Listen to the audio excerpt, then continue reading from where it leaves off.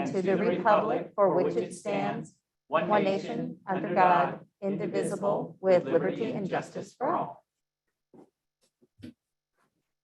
All right.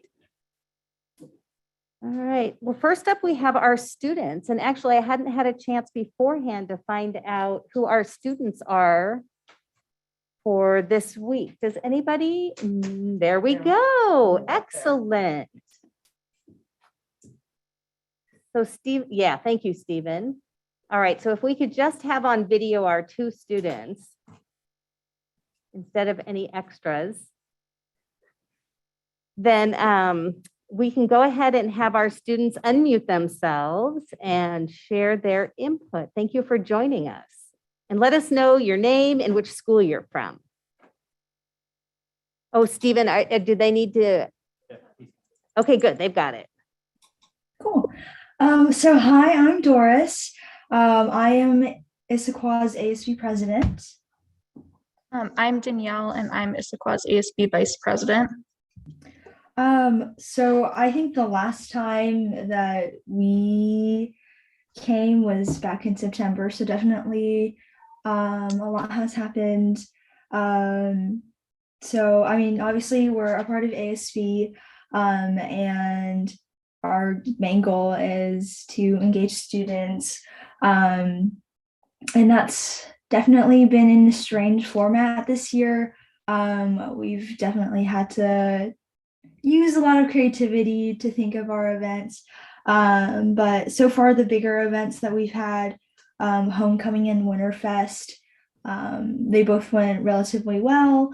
Homecoming we had outside of the school at Seattle Aquarium, and then Winterfest, our assembly was really good, and we experimented a lot with our different assembly structures. But yeah, it's been rough, I guess, but it's also kind of fun trying to find new creative ways to solve things. Thank you. Yeah, a lot of students have been like participating more in events through social media, and I think that we've been able to utilize that really well to get the word out when like not as many things are happening like in person with gatherings and stuff. Students have really enjoyed, we've been doing things called like connection weeks, which are like weeks of giving back to students. We've been handing out like free hot chocolate. I believe this week we hosted like a study session for finals with like teachers and stuff that students could come to. Things have also been a bit difficult with like teachers being gone and stuff. We know that's like definitely not the school's fault. They're doing what they have to do to keep everyone safe. But it has been difficult not having that consistency with like people kind of being there one day and then not the next, especially leading up to finals next week. That's been pretty big. And then a lot of clubs are like mid-competition season right now. The school's two biggest clubs, robotics and DECA, are both, I believe DECA is currently competing in robotics, is preparing to compete. And I think they're like close to 200 students in both of those clubs combined that have been doing that. So that's been really good that we've been able to find ways to kind of be involved in activities despite COVID.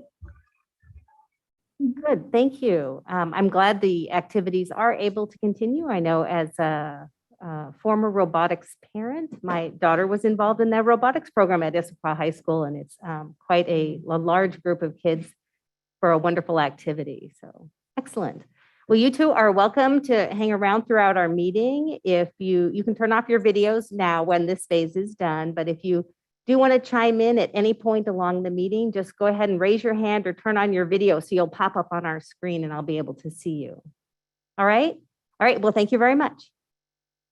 Okay, now we are moving on to public input. I know our superintendent had a proclamation he was going to read, but in the matter of time, we're going to save that till later during works in progress so that we can get on to the public input for the community that's here. We, a while back, did change our public input time to 2 minutes per person, but that did never get updated at the bottom of our agenda. But since it's been pointed out, by all means, you can have 3 minutes. but I'm going to be limiting the time for overall public comment to 30 minutes. So it's all just a matter of how many people get to speak, how long each of you speaks under that 3 minutes. So we're going to start public comment. But before I do, I want to remind everybody that this is an agenda item for community input on items that are not on the board's regular agenda. If anyone has input relating to a specific item, such as COVID or opening schools or closing schools, that will be covered during the COVID mitigation update. So as a rule, the board does not respond to public input, and I ask as you come up to the microphone, or for those that are on Zoom as well, that you clearly state your name and your school attendance area. Again, limit your comments to, we'll go ahead and set our timer to 3 minutes, but overall it's 30 minutes. The board neither endorses or censors any opinions expressed in public comment. We ask that you keep all comments civil and respectful.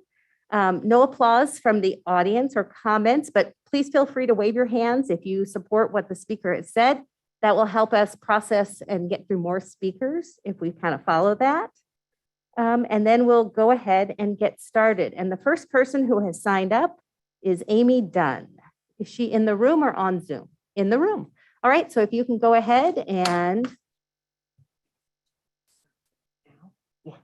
Yes, please.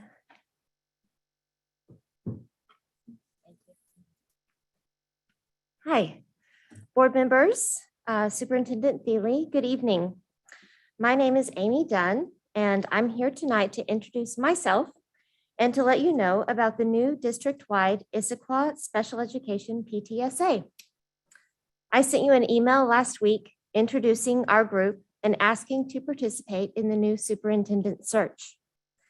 We are working with the state PTA and council to get established, and we will be up and running very soon.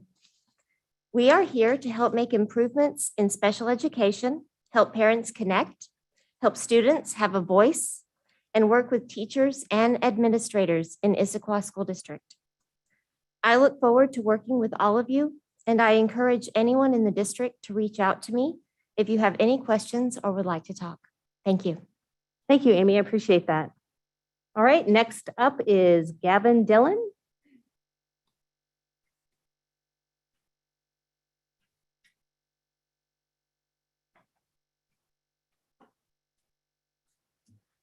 Hello again, Gavin Dillon. We met last December at the same meeting. I'm here to tell you how disappointed I am in the Issaquah School District leadership and this board. Something has to change, and you have the power and authority to make that happen, whether you believe you do or not. Over a month ago, I came before this board and told you that a part of your community was hurting, the Issaquah girls basketball community. I asked on behalf of that community for two simple things: clarification on a district process, so we could help remove some of the uncertainty around that process, and suggestions for how this community can have their voice heard during that process. Following that meeting, I sent the superintendent's office and each of you emails. I didn't get a response from any of you, and no, an auto response template email from the superintendent's office doesn't count. I always start by trusting in the positive intentions of people. I believe each of you cares about the students at this district. I really do. So given the lack of action and communication from you and the district and its leadership, when you know this community is hurting, I'm left with the conclusion that you believe your hands are tied because this is the process that the district requires of you. What else could explain the utter lack of response? If that's the case, and this is about process, then our process here is terribly broken, and it's broken at the expense of our girls and the community that supports them. Broken processes don't fix themselves. Broken communities don't either. Leaders willing to take action and do what's right is what's called for here. If we're not willing to take action, how can we have the confidence in the leadership of this school district moving forward? I can't help but think that this leadership team is going to look back. We're all going to look back on this traumatic event and conclude that this didn't need to happen to these girls or their coach in this way. All it would have taken was a leader with courage, the courage to have a conversation, the courage to put the girls in this community first, the courage to ask a question about a process that is having miserable downstream effects on all involved. Please help us stop disappointing this community and fix this right now and for the future kids and coaches that come under your stewardship. Thank you for giving me this time. Very good. Thank you. I saw a lot of hands waving. Thank you for your input. The board, myself and the rest of the board, we truly empathize with the students and the families around this situation. We understand this has been disruptive to the girls' basketball program at Issaquah High School, but it's important that this process continue. Because it's an ongoing matter, the board is unable to comment further due to the employee and student confidentiality and privacy. This is out of respect for all the parties that are involved in this, and we need to allow the internal administrative process of the district to complete. I know it's frustrating, and I know it's taking longer than you would like, but it is a process that needs to continue. So we'll go ahead and take input from the next person, Annie McKillop.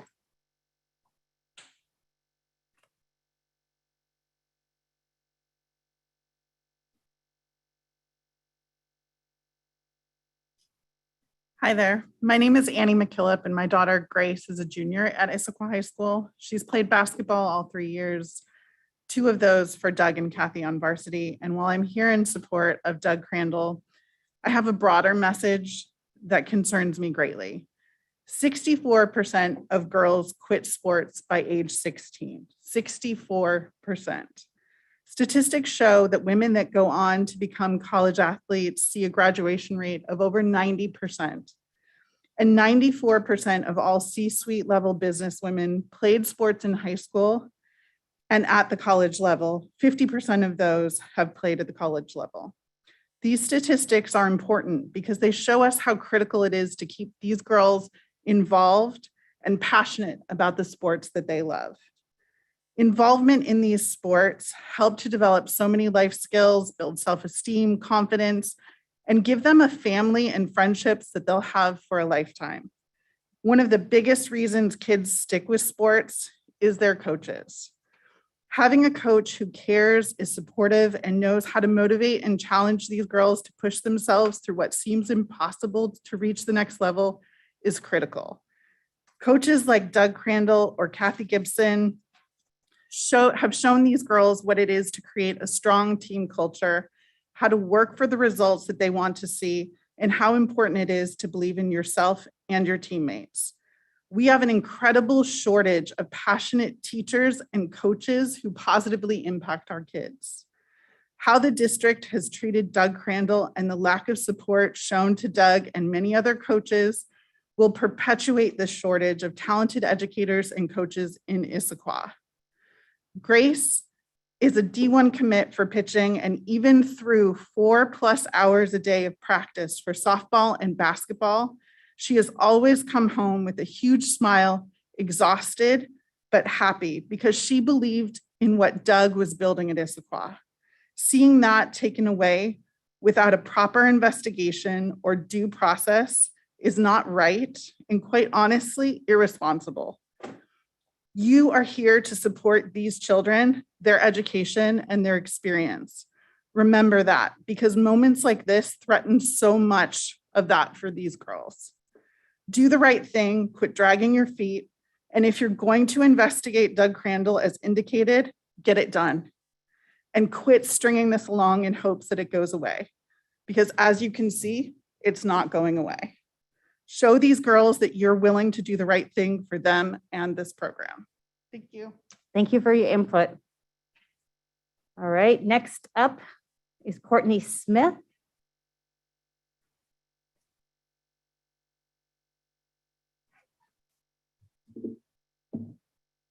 Hello, my name is Courtney Smith, and I'm a junior at Issaquah High School. I've played for the Issaquah girls basketball team and played for Coach Crandall for 3 years. I have not reported Coach Crandall to the district and have had nothing but great experiences with him as my coach. In early December, the Issaquah School District suspended our coach mid-season, giving our coach, fellow coaching staff, and athletes no explanation. The district provided no other information other than telling us that he is no longer our coach. Along with the school district's lack of important communication, the district did not give us the athletes resources to find a new coach. While we do now have a great coach who's Kathy Gibson, and we're lucky to have her, it would be untruthful to say that the loss of our coach didn't impact the way we played and didn't impact our mental health. I'm assuming that the school district's suspension of Coach Crandall is what the district thinks is best for the athletes. If you truly thought this, you would have provided us proper resources to get a new coach or offered us some sort of explanation or support. I have also been informed that your intended investigation was supposed to start around New Year's. It's now January 13th, and we have once again heard nothing from the district. Coach Crandall coached me for 3 years. He was no doubt one of the best coaches I've ever had. He cared about us and taught us and always wanted us to succeed. I'm extremely distraught at this entire situation and, more importantly, disappointed at the way you have handled it. I want my coach back, and I would like to have a normal season, but you are preventing us from having one. Thank you for your time. Thank you for your input. All right. Anya Meisner?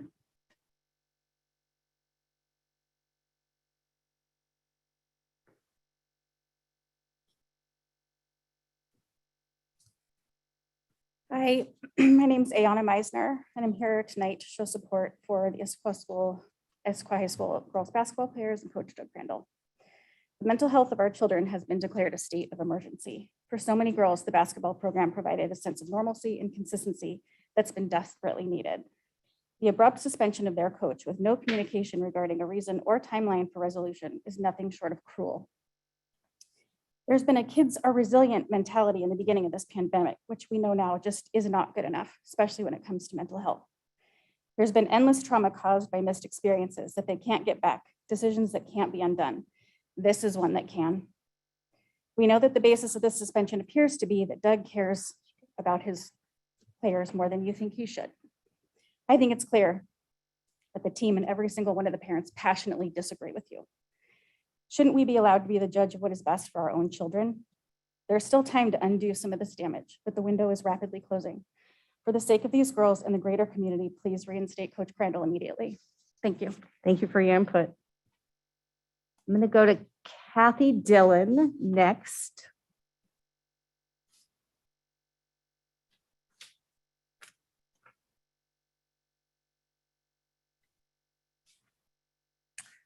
Hi, everyone. My name is Kathy Dillon. All 3 of my children attended kindergarten through high school in this district. I want to let you know that I am acutely aware of how hard it is to be a teacher, a coach, an administrator, or hold any sort of leadership role within our public education system. Both my parents were teachers. My mom taught kindergarten, and my dad was a high school teacher.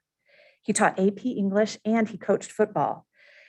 I tell you this because I want you to know that I grew up with an appreciation of how hard teachers and coaches work, the incredible influence they have on their students, and how much they rely on school district leadership for support, especially when faced with the inevitable criticism that will come from parents.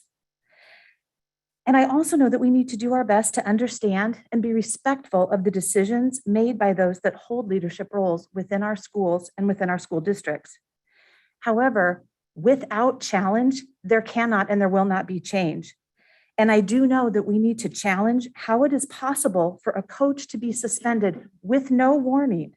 And as of today, have 39 days with no investigation initiated, nor timeline for resolution completed or communicated to us. Feedback on performance is critical, regardless of industry. If an employee is doing something that does not meet expectations, they should be given the opportunity to change. The consequences of not changing should be made clear to that individual.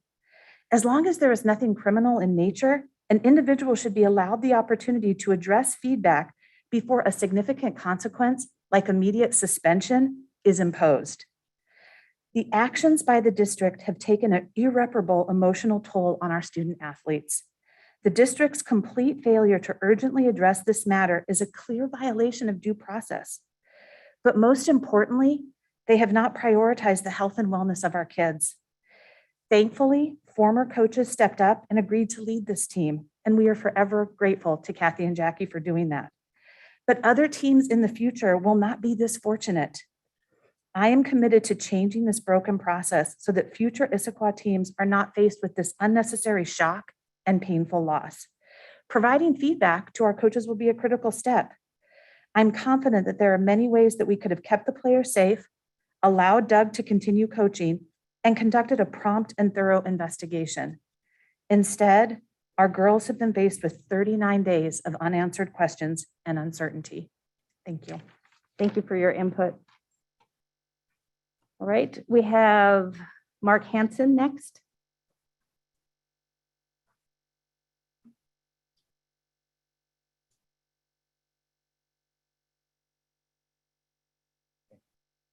Good evening. My name is Mark Hanson. My daughter's on the girls' basketball team. As many of you know, Issaquah coach Doug Crandall had to step aside on December 6th, and it's now been 39 days and there's been no change in Doug's case status, and his return is in doubt. He's been able to set foot at IHS and many other places in the district, unable to see any games in person, unable to talk to many of his players. This doesn't seem fair to me that a person's life can be put on hold with so little information given to them to allow them to defend themselves, and with such an apparent lack of due process. This also doesn't seem fair to the other couple dozen people here in support of Doug with their Free Doug shirts on, including the entire basketball team. There has to be a better way. And what I found is that we're not the only ones who have seen this unfairness. Our US Congress has seen this as well. In 2016, the Bipartisan Administrative Leave Act, supported by two Democrats and 2 Republicans, was intended to address the problem with these indefinite leaves, a problem as quoted by one of its sponsors, Senator Carper. The current catch-all use of the term paid administrative leave creates ambiguity that has led to misuse and abuse. Senator Carper also expressed concern for people being pushed out of their jobs by paid administrative leave because that's not what it's intended for. The solution that they offered is the Administrative Leave Act and limited investigative leave to 10 days a year for employees and set up a procedure for agencies to grant additional leave in 30-day increments to complete personnel investigations. The goal was to give federal employees the due process rights they deserve, but limit paid time off for those who had potentially committed misconduct. This legislation sounds very fair to me. It sounds fair to all parties involved. It sounds like if you have this discretion, possibly could be adapted. I wish you would consider what if the policy for the Issaquah School District had been in line with this. This case may have been resolved one way or another in December in time for the holidays, or it might have been resolved through other means given that unlimited paid administrative leave was no longer an option. Or finally, even if additional time were needed, there would be at least a trusted process to go through with deadlines and updates rather than this indefinite limbo that Doug finds himself in. This sounds like a better approach to me. Please keep in mind when we say Free Doug, we're requesting for timely due process for his case. And please also give this Administrative Leave Act your due consideration for perspective in Doug's case and going forward with any policy decisions. Thank you. Thank you for your input. All right, and we have, is it Shay Dillon?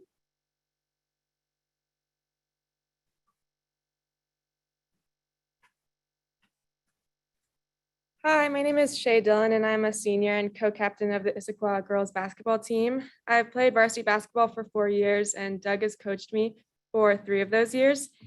I want to use this platform today to express how much of a positive impact he has had on our team and the program, and how disruptive this decision is for the Issaquah girls basketball program.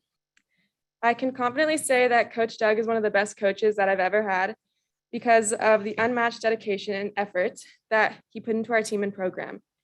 My sophomore year, he led our team to the Tacoma Dome, where we placed 4th in state. This was one of the best and most rewarding experiences of my life, but I want to emphasize that his help towards those wins and achievements is not what makes him such an amazing coach. He has created a culture that inspired excellence out of my teammates and I on and off the court. He created 3-minute Mondays that highlighted athletes who are contributing to the culture of our program beyond just basketball statistics. He made sure that we were students first before athletes and encouraged us to excel in our academics. This year, he even created a study hall designed to provide support to the athletes that were struggling academically. By creating such a supportive and encouraging environment, my teammates and I strive to be the best student athletes that we could be. Beyond academics and basketball, he overall just created a welcoming and energetic environment that I was excited to be a part of every day. The relationships he cultivated with his players were meaningful. He always said that he coached for the player-coach relationships, and with the care and intention he treated every one of his athletes with, I truly believe that. Coach Doug cares for each and every one of his players deeply. He cared so much and invested so much time and energy into this program, and it is extremely upsetting to witness how this situation has been handled. His shoes can simply not be filled. All throughout COVID, I relied upon the hope that my senior season would be normal, but this situation has completely disrupted it. Going forward, I ask that the district reinstates Coach Doug immediately or offers some sort of explanation that justifies the way they have handled this entire situation. Thank you for your time. Thank you for your input. I can see I have the hand up of one person on Zoom, and I'm going to guess it's probably about something else. So while we try to bring up, Stephen, that person on video, if you need to ask them, I'd like to thank all of you for your respectful engagement with us over public comment. I can tell you're very passionate about this, and I appreciate you being able to come and speak with us tonight. I am sorry that your basketball season has been disrupted in this way, but as I mentioned before, this is a process that will simply have to play out before we get to the end. So thank you very much for all of your input. I appreciate it. Stephen, were we able to bring up, and I cannot read that name, it's too far away.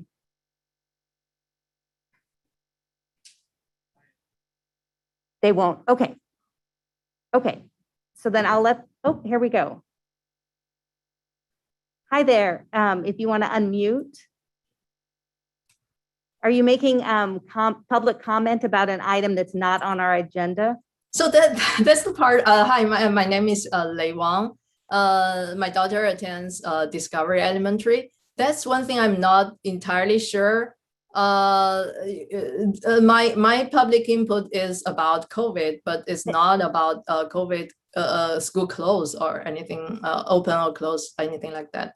I'm going to ask you to go ahead and bring your input up during our item where we talk about COVID. Oh, okay. I didn't know there was another input session there. I thought this is the only input. No, I'll go. Our superintendent will give us an update on COVID, and then I'll ask for public input, and then you can raise your hand then, and we'll let you speak. Okay, good to know. Thank you. Thank you very much. All right, then we are ready to move on to the approval of the consent agenda. I move the consent agenda be approved as presented. Second. All right, the consent agenda is a meeting management tool that allows us to review a number of items.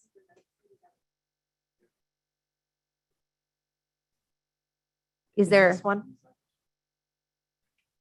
Oh, did I miss one? Oh, I did miss one at the end. Since we have a motion, hold on, we're going to finish our motion. I will come back to you. I'm sorry, it was on another page that I hadn't seen. We have a motion and a second over approval of our consent agenda, which is, as I said, a meeting management tool that lets us approve a number of items that we have all reviewed beforehand. All those in favor say aye. Aye. Opposed? All right, I apologize. I did not see that there was another page. Is this the one that's Azra Sunderland? Go ahead and go on up. Sorry about that.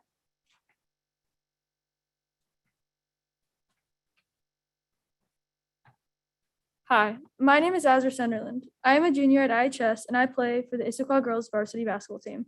I have been a part of this program from the first day Coach Crandall stepped into the head coaching position, and I couldn't be more grateful for that.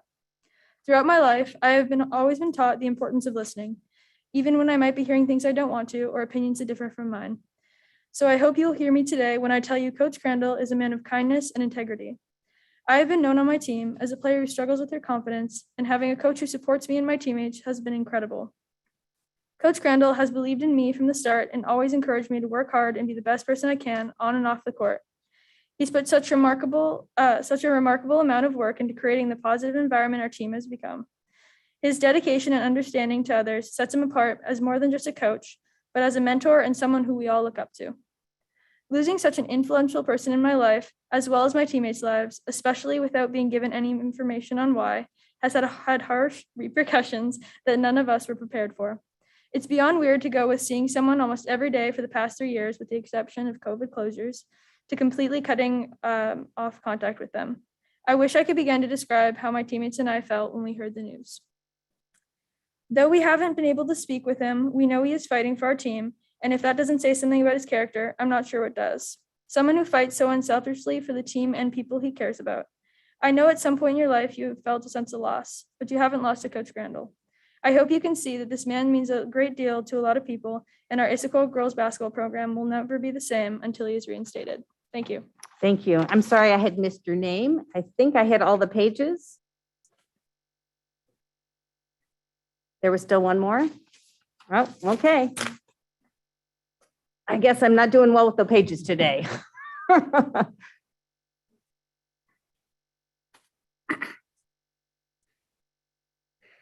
Hello, my name is Ken Sunderland.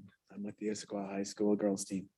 My wife and I have lived in the community for 11 years and raised 3 children who've attended 4 different ISD schools. Upon the unwarranted suspension of the IHS varsity girls basketball coach, Doug Crandall, I began to take notice of the irresponsible behavior of the ISD leadership. I've directly emailed the superintendent and each school board member, and I've received 0 replies from any of you. The proactive attack by the ISD on one of the most honorable men living in our district is reprehensible. Initially, we as parents were led to believe a complaint had been leveled against our coach, only to find out that no such accusation had been made, and the suspension was initiated by the district following the submission of a letter written by coach to the IHS AD to clarify the captaincy selection. Hiding behind lawyers in a veil of HR secrecy, the lack of transparency and failure to follow your own processes shows a profound lack of leadership, pretending to be concerned with the girls' safety while simultaneously putting 0 effort into a fair and quick resolution to a baseless claim of inappropriate communication only exposes our district's dishonorable intentions and conduct.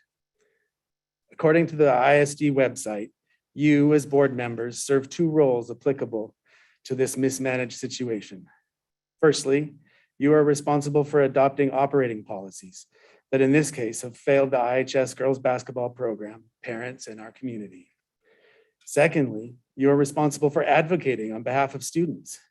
You have been presented with unanimous student, parent, IHS leadership, and community support. Yet here we are almost 6 weeks later, and no one at ISD can take a few hours out of their day to examine the facts that clearly show Doug Crandall is one of the best influences and communicators in our daughters' lives. This fraudulent attempt to discredit his reputation in our community should be immediately put to a stop, and he should receive a formal apology from the ISD. Furthermore, the ISD should implement new safeguards and procedures to eliminate the coaching carousel presently in place. In the future, if questions are raised about a particular coach, then any investigation, testimony, or interviews should be performed quickly and with the minimum amount of disruption to our student athletes. If the ineptitude and lack of courage I've witnessed in this coaching suspension debacle is also present in other areas managed by this district, then you have proven to be unworthy to lead and certainly unworthy to be trusted with future school levy funds. Thank you for your time.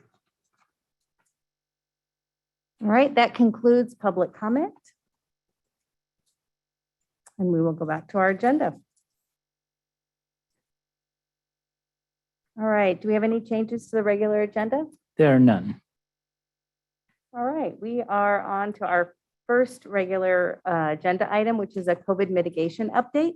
And as I had indicated earlier, we're going to get an update from our superintendent on the COVID situation and schools, and then I'll open it up to public comment regarding that item. And then we'll have an opportunity for the board to ask questions and get any more information that you need.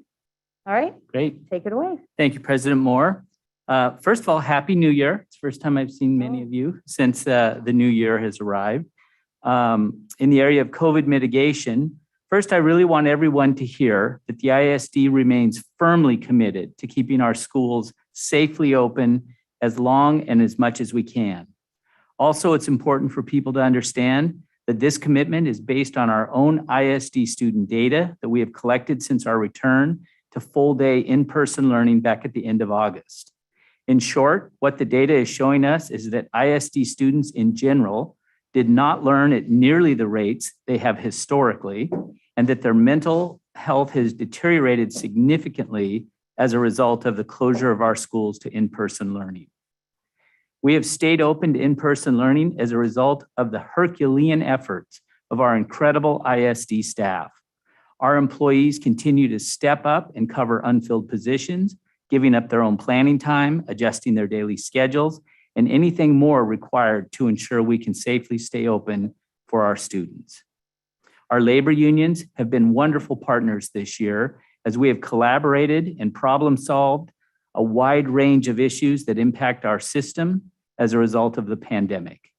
We are all working together to keep our schools safely open and limit the spread of the virus in our community. Their partnership has been critical in our efforts to keep our schools open to in-person teaching and learning. I wanted to touch for a moment too on something else that we've talked a lot about up here, and that's the importance of vaccinations. I want parents to understand that the Department of Health guidance requires more isolation and quarantining for unvaccinated students. The best thing a family can do to help keep your child in school is get them fully vaccinated and boosted if that's an option. We continue to talk with community partners and Seattle King County Public Health about making COVID booster shots available to our students. I will say, however, most of these organizations that have assisted us in this area are experiencing staffing shortages right now as well. In the meantime, I strongly encourage families to take advantage of any opportunities to get vaccinated in our region, and you can see our website for possible locations. I wanted to touch a little bit on COVID testing as well, and the Test to Stay program that we have implemented. And in fact, we're one of the first districts, maybe the first district in King County to do. We continue to take advantage of the Test to Stay program and are expanding the program following DOH guidance to include those ISD staff who have not been boosted and have no symptoms so that they can continue to work in person as well. Finally, Test to Stay students can now participate in childcare and other extracurricular school activities as long as they don't have symptoms and continue to test negatively. The ISD website provided information on COVID testing sites in our region. We offer students and families who become symptomatic while at school a rapid self-administered COVID test as they leave the building. We are also working with DOH and stand ready to assist in the distribution of at-home COVID tests once the federal government and state have a plan to give us and directions along with how those tests should be distributed. I also wanted to touch on our plans to move to remote teaching and learning if needed. The first 9 school days back after our winter break have been challenging. We've come back to snow, ice, flooding, but fortunately only had to close schools for 1 day, using up our built-in snow day in this year's school calendar. We've experienced much higher rates of staff absences due to illness or illness of other family members or other related issues. Now, I will say staff absences, which have been much higher, have been running between 7 to 10% each day, with Monday, January 10th being the highest, with more than 300 staff out of our 3,200 out.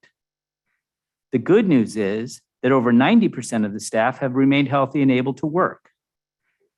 Now, this absence rate is about twice the normal rate for this time of year.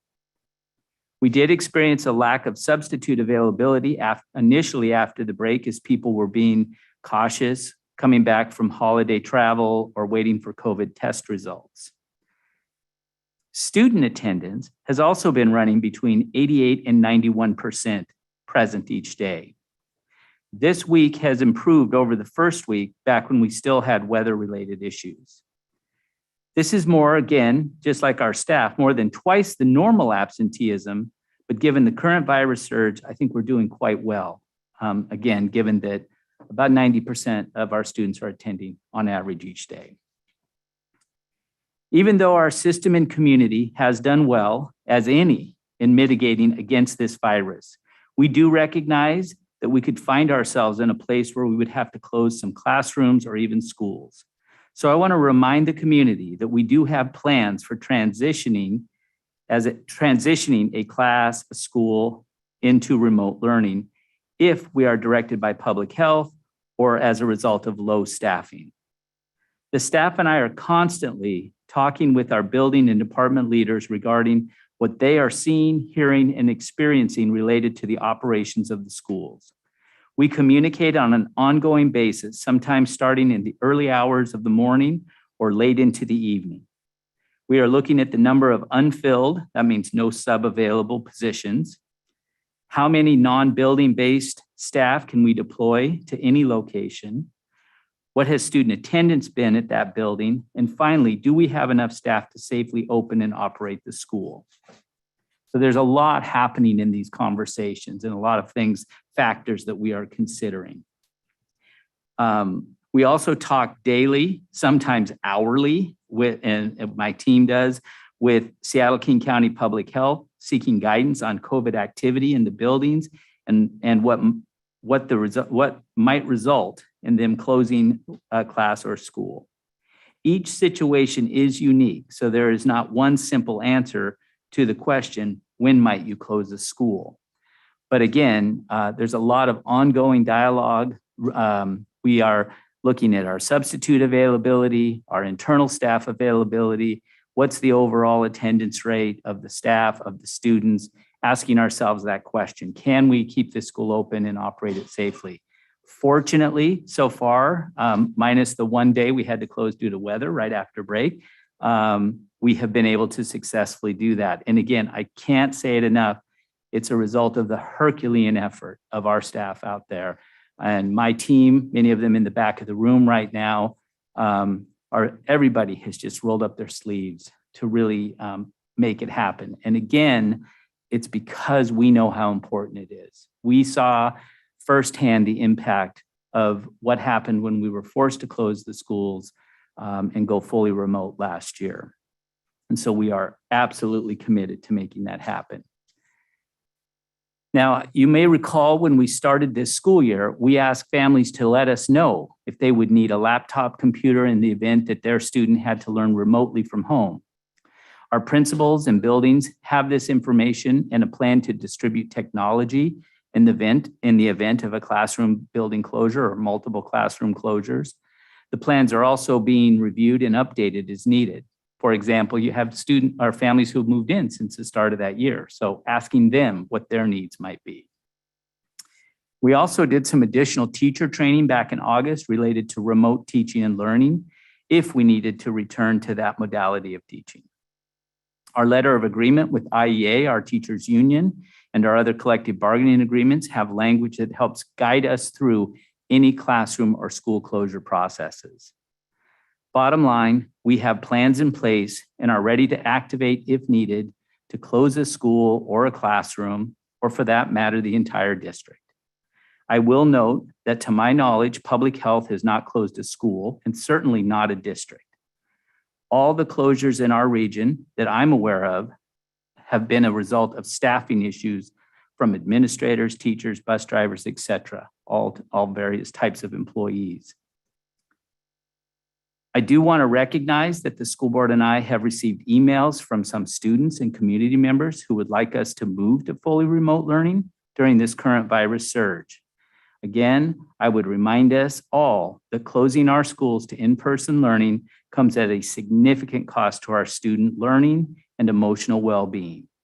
I believe the ISD staff wants to serve our students and families in person as long as it is safe and appropriate to do so. And we're all working together to make in-person school happen. And then finally, I just want to acknowledge that updating our COVID case dashboard has been quite difficult the past couple of weeks, with so many of our community staff and student cases occurring over the long winter break and therefore not reported to us. I'll also note that with the significant increase in positive cases and all of the at-home testing that is taking place, it is challenging to get a handle on the actual numbers. But our team of COVID supervisors and the staff that support them are working extremely hard to post the best data we can gather. They are also doing a lot of other COVID mitigation work, the contact tracing and all of the data entry work that happens as COVID supervisors, and being asked to cover classes and other assignments in the building.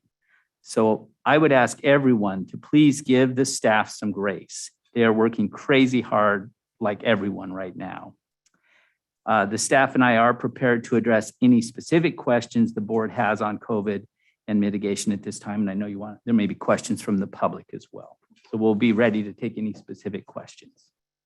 All right, then I'm going to go ahead and open it up for public comment on this topic, and then the board can throw out their questions.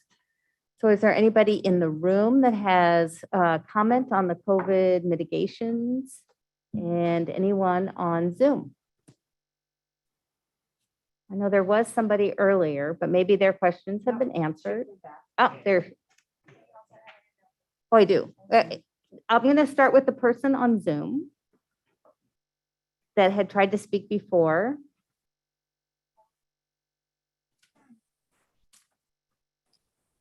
Is it Tinny? I can't see that far. There we go. Good. All right, and on this phase of public comment as well, we'll give people 3 minutes. And so we have our timer going. So even if you're in Zoom land, if you hear the timer, then your time is up.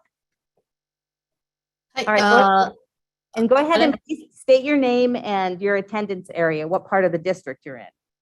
Okay. Hi, my name is Lei Wang. I live in Sammamish.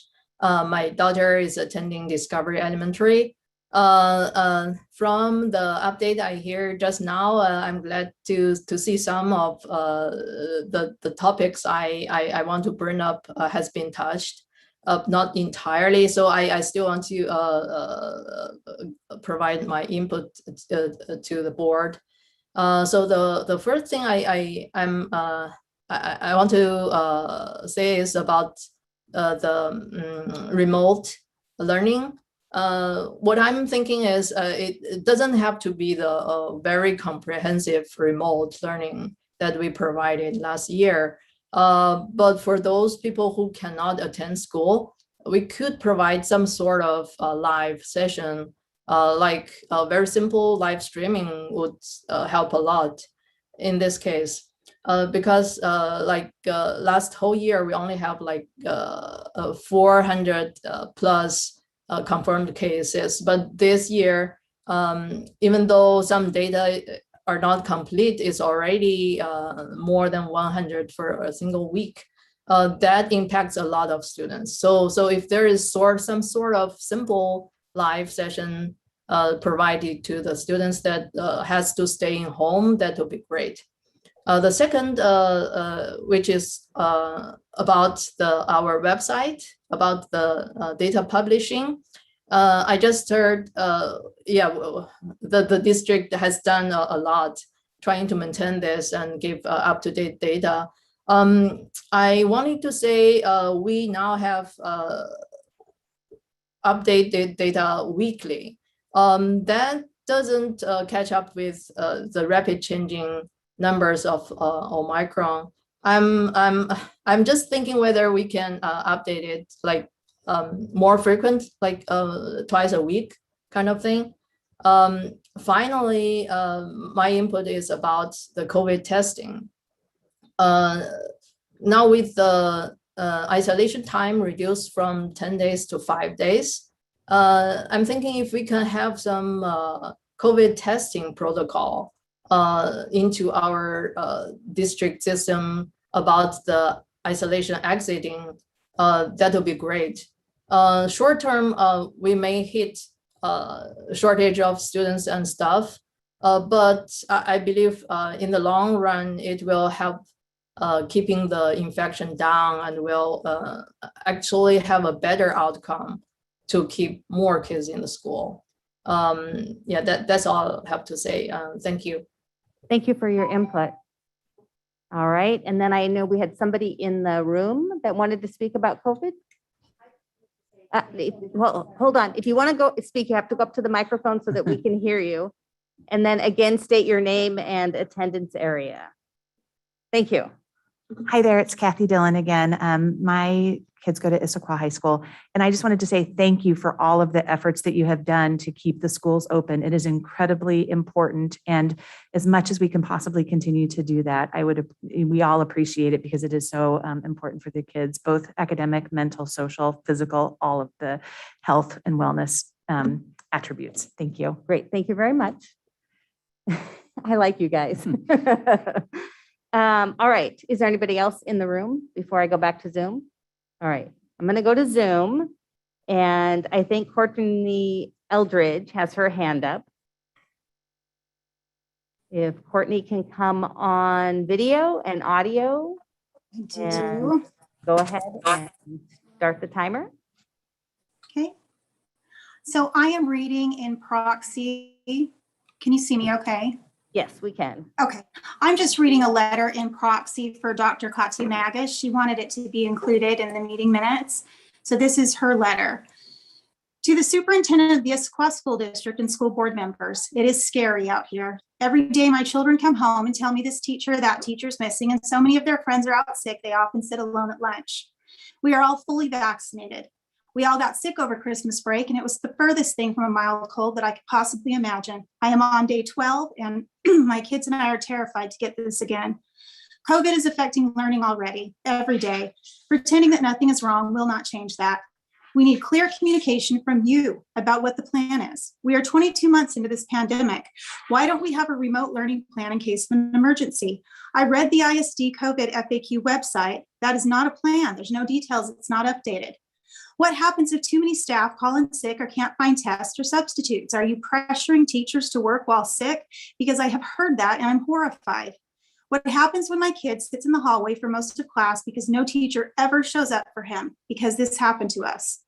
What will you do if we need to hand out laptops on a moment's notice? Do you ask each child who needs to quarantine if they have access to food, a laptop, a hotspot to meet the 70% live instruction requirement laid out by OSFI? Have you communicated to the community that this may be why we need a technology levy? Excuse me. Where is the $86,000 of CARES money that the DOH through OSFI has sent to our district since October for return to learn? Why is the ISD board saying we don't have money for tests and COVID-related costs? Why do we have enough tests for student athletes to be tested 3 times a week, but not everyone? In our own family, we had more kids out than the ISD dashboard showed that week for that school, and our case was 100% transmitted at school. Why haven't you fixed the dashboard to be more accurate over the past year? Parents and teachers and students know that what you are saying does not reflect what they are seeing. We need relevant information, not just rumors or a glossy version of platitudes. If you need help processing data or updating your dashboard or processing tests or communicating, you need to ask the army of willing volunteers that we have in this district. I want desperately to believe in this district again. I'm exhausted. I'm sick. I have 3 kids and I work, but I can write a 450-word email because it matters. And so can you, Dr. Katia Magus. Thank you for that. All right, next up on Zoom is it Kara Flynn? Kara Flynn. Yes, can you see me? Yes, we can. Thank you. Thank you for having me. I appreciate all the efforts that you are doing, and I realize that this is hard. While we've solved many problems, I think there are some new ones I'd like for you to investigate and take action on. Consider changing your rules regarding close contact tracing to include those close contacts during lunch.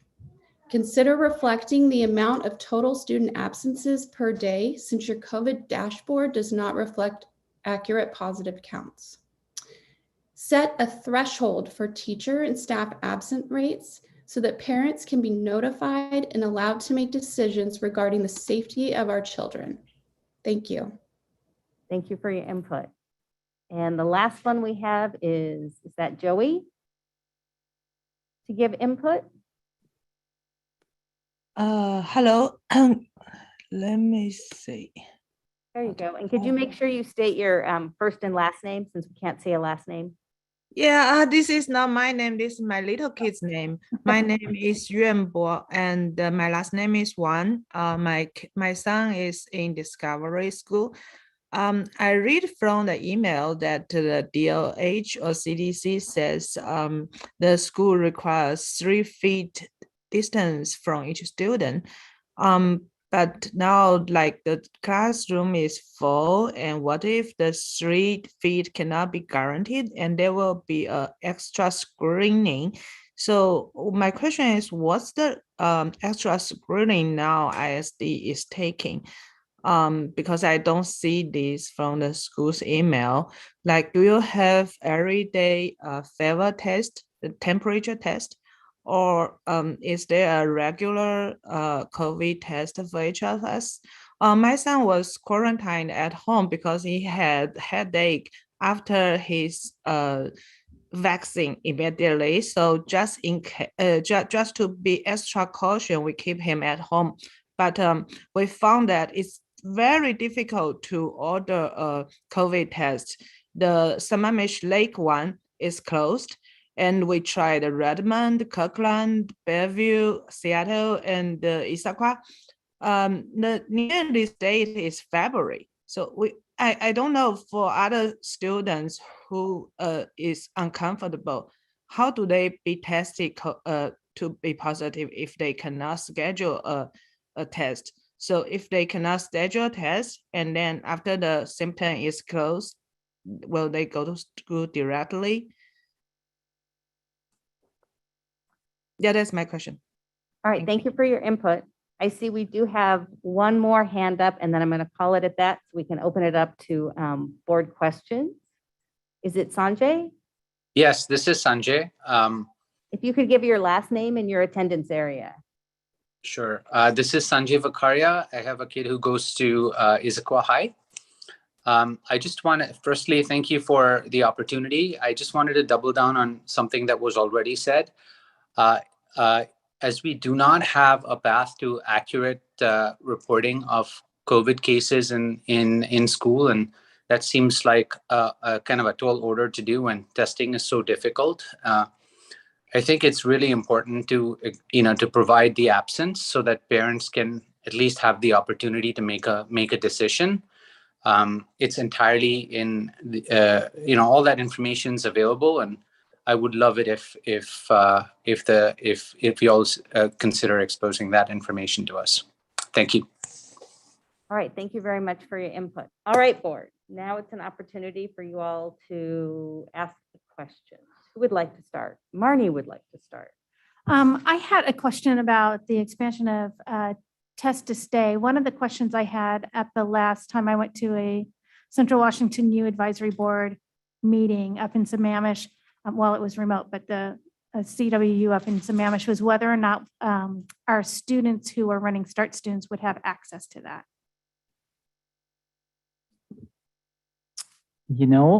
I don't know the answer to that question as it relates to Running Start, but I see Deputy Superintendent Dr. Josh Alme making his way to the podium. Dr. Josh Alme, Deputy Superintendent, Issaquah School District. Quickly trailing me was our Executive Director of High Schools, Andrea McCormick. I do not know the answer to that question either. Obviously, we have been offering test to stay to our students in our buildings since about mid-October. But as far as Running Start students, I'm going to say one more thing and then let Executive Director McCormick pop on here. But if you were a part-time Running Start student and you were also went to school and were, for example, maybe symptomatic at school and needed a courtesy test, we would obviously do that there. As far as full-time Running Start students, I don't know the answer to that. So Andrea, I'll let you chime in. Andrea McCormick, Executive Director of High Schools. We would offer that to our students. Much of fall quarter was online, and so we hadn't had any inquiries around that, but there'd be no reason why we wouldn't be able to offer that to our students to be able to access their classes. So if anyone reaches out and needs that, the COVID supervisors at each building can accommodate that. Would there be any way to proactively reach out to our Yeah, we can push out a schools message that to are- the students in Running Start, just using the Skyward data bank of the Running Start students. They already get like newsletters and stuff. We can include that in the newsletter if any of them need it for winter or spring quarter. That'd be great. Thank you. Yep. Good. Interesting. All right. Other questions? Harlan?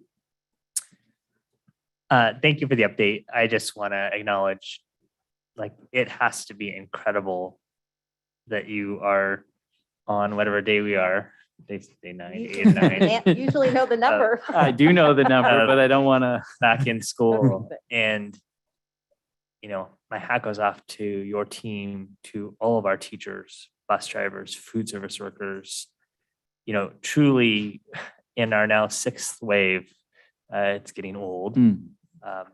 but that they're on the front lines and they're showing up for kids.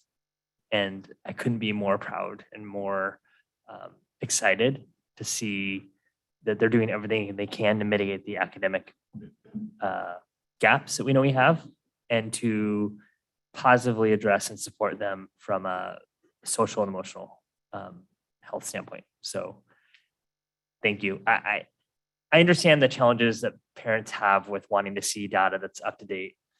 I also wake up every morning and check the King County data myself. So I do understand the importance of data. I'm not sure. I guess I want to make sure that I understand that the data is a nice thing to have, but it doesn't change what you're doing. From a policy and procedure standpoint, you're doing the same thing day in and day out.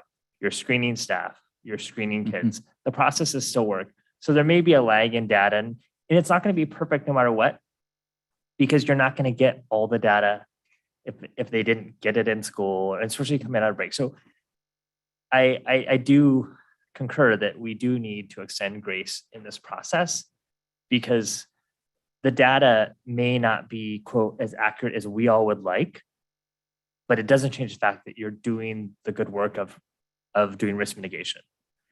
And now being this many days in and knowing that the rapid rise that we've seen in COVID, like it's usually generally a 3-day spread for Omicron, very different than what we saw in previous. So I would expect, given the transmissibility, if we were seeing an impact in schools, we'd probably start to see it by now. So I'm not saying that we're out of the woods by any means, but I do believe from a healthcare standpoint, we are in peak week in here in King County. So I do think that it looks like you're going to make it through this week. And then I think you're going to be at least able to breathe from a staffing standpoint. But in every industry, not just education, staffing has been a challenge and will continue to be a challenge. And I am continually impressed with how well you're mobilizing your staff to get in front of kids and do the good work that they're doing. So thank you. Thank you. I'm going to chime in before I go to the next person, because he referenced the COVID dashboard. I know there's been confusion in the community because there are also King County youth summary dashboard that reflects the school districts. And so you can hover over and click on the Issaquah School District. But people have to understand that that dashboard, for one thing, is looking at 30 days worth of data. So you can't compare that to our 7 days of cases. And it also includes all youth, whether they're in our school district or they're a homeschool student or a private school student or any student. It's just about your address is within the Issaquah School District. And then, of course, the very top level of it that is clicked upon, it's the way it starts, is 0 to 17. So that would include the young kids who are even before kindergarten. So I know it can be difficult for people to look at that and then compare it to ours, but they are just very different pieces of information that really can't be compared. So Josh, did you want to speak to that at all too? Yeah, I'd just like to chime in just a couple of pieces on that, because there's so much data that is out there right now that we read on different websites and government sites and school district sites. And there's just a lot of information. And I believe as we continue to move through the pandemic, I believe similarly like we did before Omicron hit, right before winter break, that we were, it was a pretty well-oiled machine as far as our case reporting and whatnot. And then Omicron hit, and it really started to affect us just a couple of days before winter break started.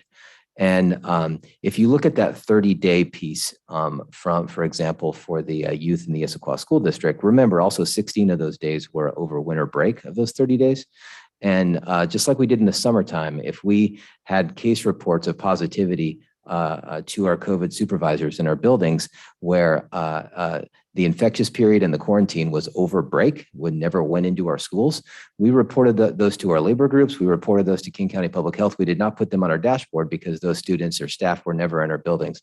So when you look at, it's similar to the summertime, if you look at a 30-day snapshot with the past 30 days that encompass that 16 days of break, there's going to be a lot of cases in there when we were on break that we didn't report on our dashboard. So I wanted to touch base on that. I also wanted to touch base on, we've talked to a lot of families where there were students and staff who were positive, COVID positive over break, that did not report that because they knew that their positivity test came very early in break and through the quarantine period that they would be out of quarantine before break even started again. So there's a lot of positive cases out there right now that we still don't necessarily get phone calls on. But I think that was just also having to do with the winter break and the 16 days off. I just wanted to touch base on a couple of other things, though, with the COVID dashboard for the Issaquah School District. If there is ever a positive case of any of our students or staff when they have been on campus while we are in session during their infectious period, it will always get updated on the COVID dashboard, and we update that on Monday. And I'll say one more thing, and I know that the board probably needs to dialogue more on this topic, but I'm very passionate about this. Superintendent talked about it. Board member Gallinger talked about it. The effort of the staff of the Issaquah School District the last 2 weeks has been amazing. All these people you see back here, the majority of them have covered classes, have been out in buildings. This building here has essentially been emptied for the better part of 2 weeks so we can keep school happening. The COVID supervisors, a lot of which are assistant principals and principals, they are working until 10, 11, 12 o'clock at night because they're covering classes during the day and they're getting their COVID work done in the evening time and on the weekends. The system is stretched very thin, but I want to be clear, we are making school happen every single day, and that is our priority. That to make school happen in a safe manner as much as we can. And it's really due to the staff rolling up their sleeves and all hands on deck. So I just had the opportunity on the microphone. I definitely wanted to mention that. Well, I can definitely agree with that one. I know you guys are stretched thin keeping all of our classrooms open, but as we have all said, that is the most important thing, is to have our students in the classroom with their teachers learning. And we will get through this. And hopefully, as Harlan said, we maybe reached the peak and this will get better. But we know what's the most important thing for our kids, and that's to be in the classroom with their teacher. So thank you to all of the staff. So Harlan and Marnie, first, Can I do you just want to correct my- follow up on that? Yeah, to follow up on that. Yeah. So Marnie. because now you have this data, and from the first week when you had a bunch of students in close contact, before we were seeing, when we implemented test testing, one of the reasons why we did this approach was because we were getting a 99% negative rate. And last week, for the kids you've been testing and test to stay, do you know what our test positive rate has been in test to stay? I don't have that number right now. We can definitely get back to you on that. I will tell you that the amount of students and now staff, not only were we the first district to start test to stay for students, I'm guessing we're the first district to start test to stay for staff because we started the first day that we could.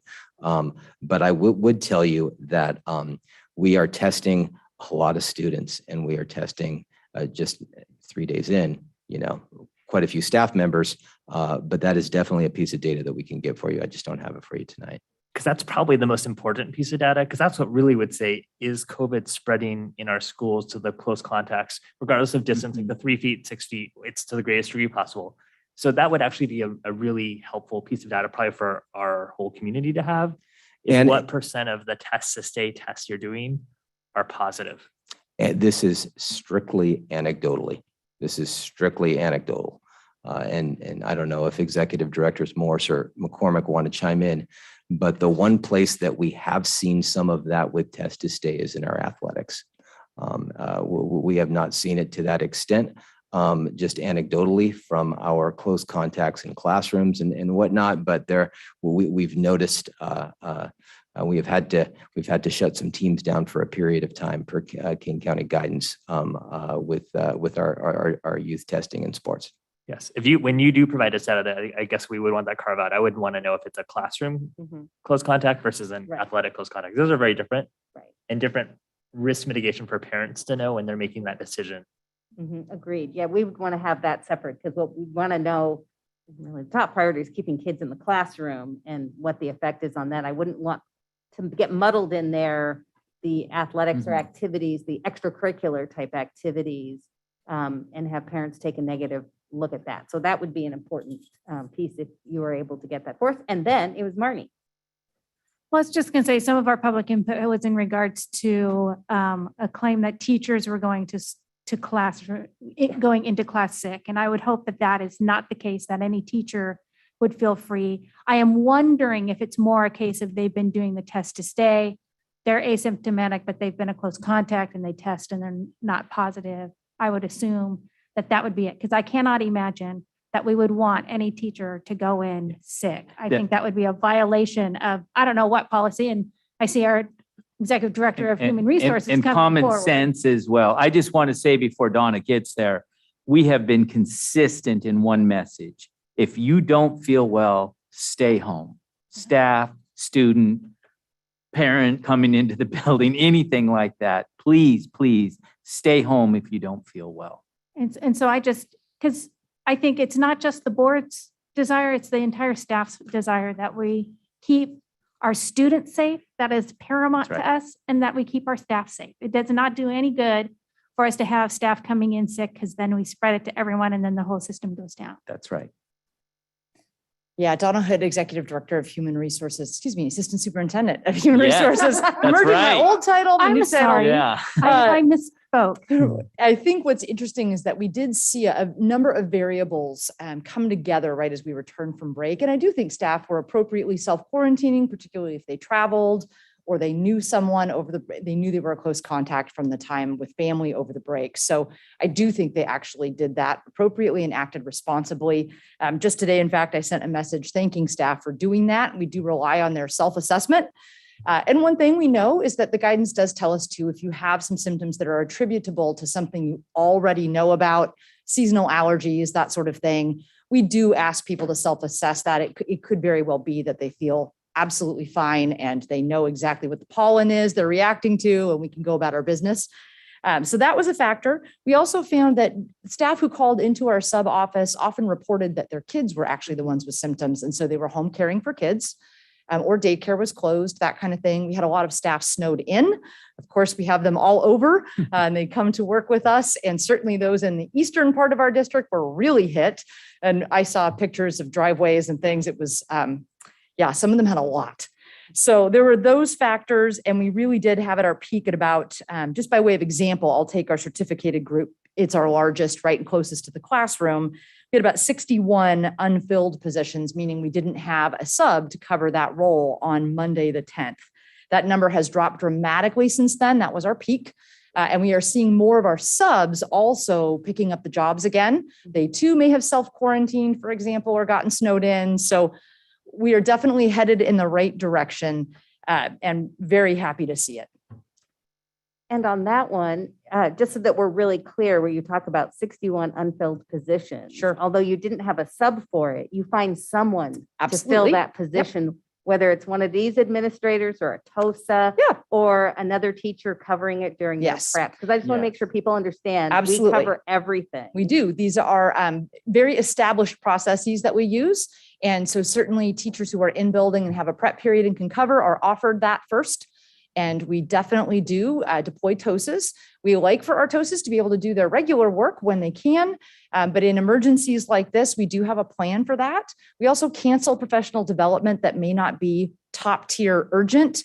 Of course, some of our professional development really is about meeting some legal requirements for particular kinds of training. So we look at that very carefully. And really, I have to give a shout out to my exec directors friends. They really helped develop the plan. Those department heads that supervise TOSAs helped us. And it's really quite good. In my most recent meeting with HR colleagues, we were only one of 2 districts that had a plan quite that comprehensive. And so I was kind of thrilled and gave especially Susan a shout out for helping me pull it all together. She really, she wrangled everybody for me. Great. Thank you very much. Yeah. I know we have Suzanne and then Sydney, or Sydney and then Suzanne, whoever. Okay, go. And then, but you guys don't walk away. We still have more questions for you. I also just wanted to acknowledge all the people that are covering classrooms. As Ann said, there are teachers giving up their prep time, TOSAs, admin, a whole lot of people going way above and beyond. And I should put on my microphone. Yes. So Yeah, to sorry. make sure they all hear Do I that. have to do I have to say the whole thing again? But I do want to acknowledge all the people who are going above and beyond to keep our classrooms open. It's not their regular job. And the board is aware of this and we really, really appreciate it. I also wanted to briefly counter the narrative that somehow we don't have a plan to go remote. I know you talked about this a little bit, and people are like, if I don't know what the plan is, then there is no plan. And I understand that we haven't gone out and published a plan, and that's because the situation is incredibly fluid. It changes from day to day. DOH won't even give us, or No. Department of Health won't even give us a threshold for when you would close a classroom or what you would do. But I can assure people that the administration has run through a whole lot of contingencies. And yes, there are plans. You may not know what the plans are. There are plans. The last thing I wanted to say was, I know there are people out there who feel like we should be remote. They're not comfortable sending their kids into school. Maybe they've got a baby at home or somebody that can't be vaccinated. It's scary out there. And I get that. And I want very much to say, you absolutely don't have to send your kid to school if you're not comfortable. My question on that is, and let me, before I even ask the question, let me say, I'm not suggesting that we have teachers go back to live streaming or whatever else, but do we have a system in place where if a kid needs to stay home for 2 or 3 weeks or something because their parents aren't comfortable sending them to school, can they get schoolwork? Can they participate, get homework without totally putting teachers out? Because I know teachers are already doing more than they've ever done, but do we have something? I mean, the short answer is we've always had students be absent, and I guess I'm talking about extended absence. Yeah, and I mean, even occasionally extended absences. I don't want to pretend that if you miss 3 weeks of school, that wouldn't negatively impact your learn. I mean, in person, if you were just, for example, getting going, if you're a secondary student, going to the Canvas page and getting the daily assignments and maybe emailing the teacher with questions that you have. I mean, we will work with students and families to the extent possible to help keep that student moving along with the rest of the class and engaged in their learning.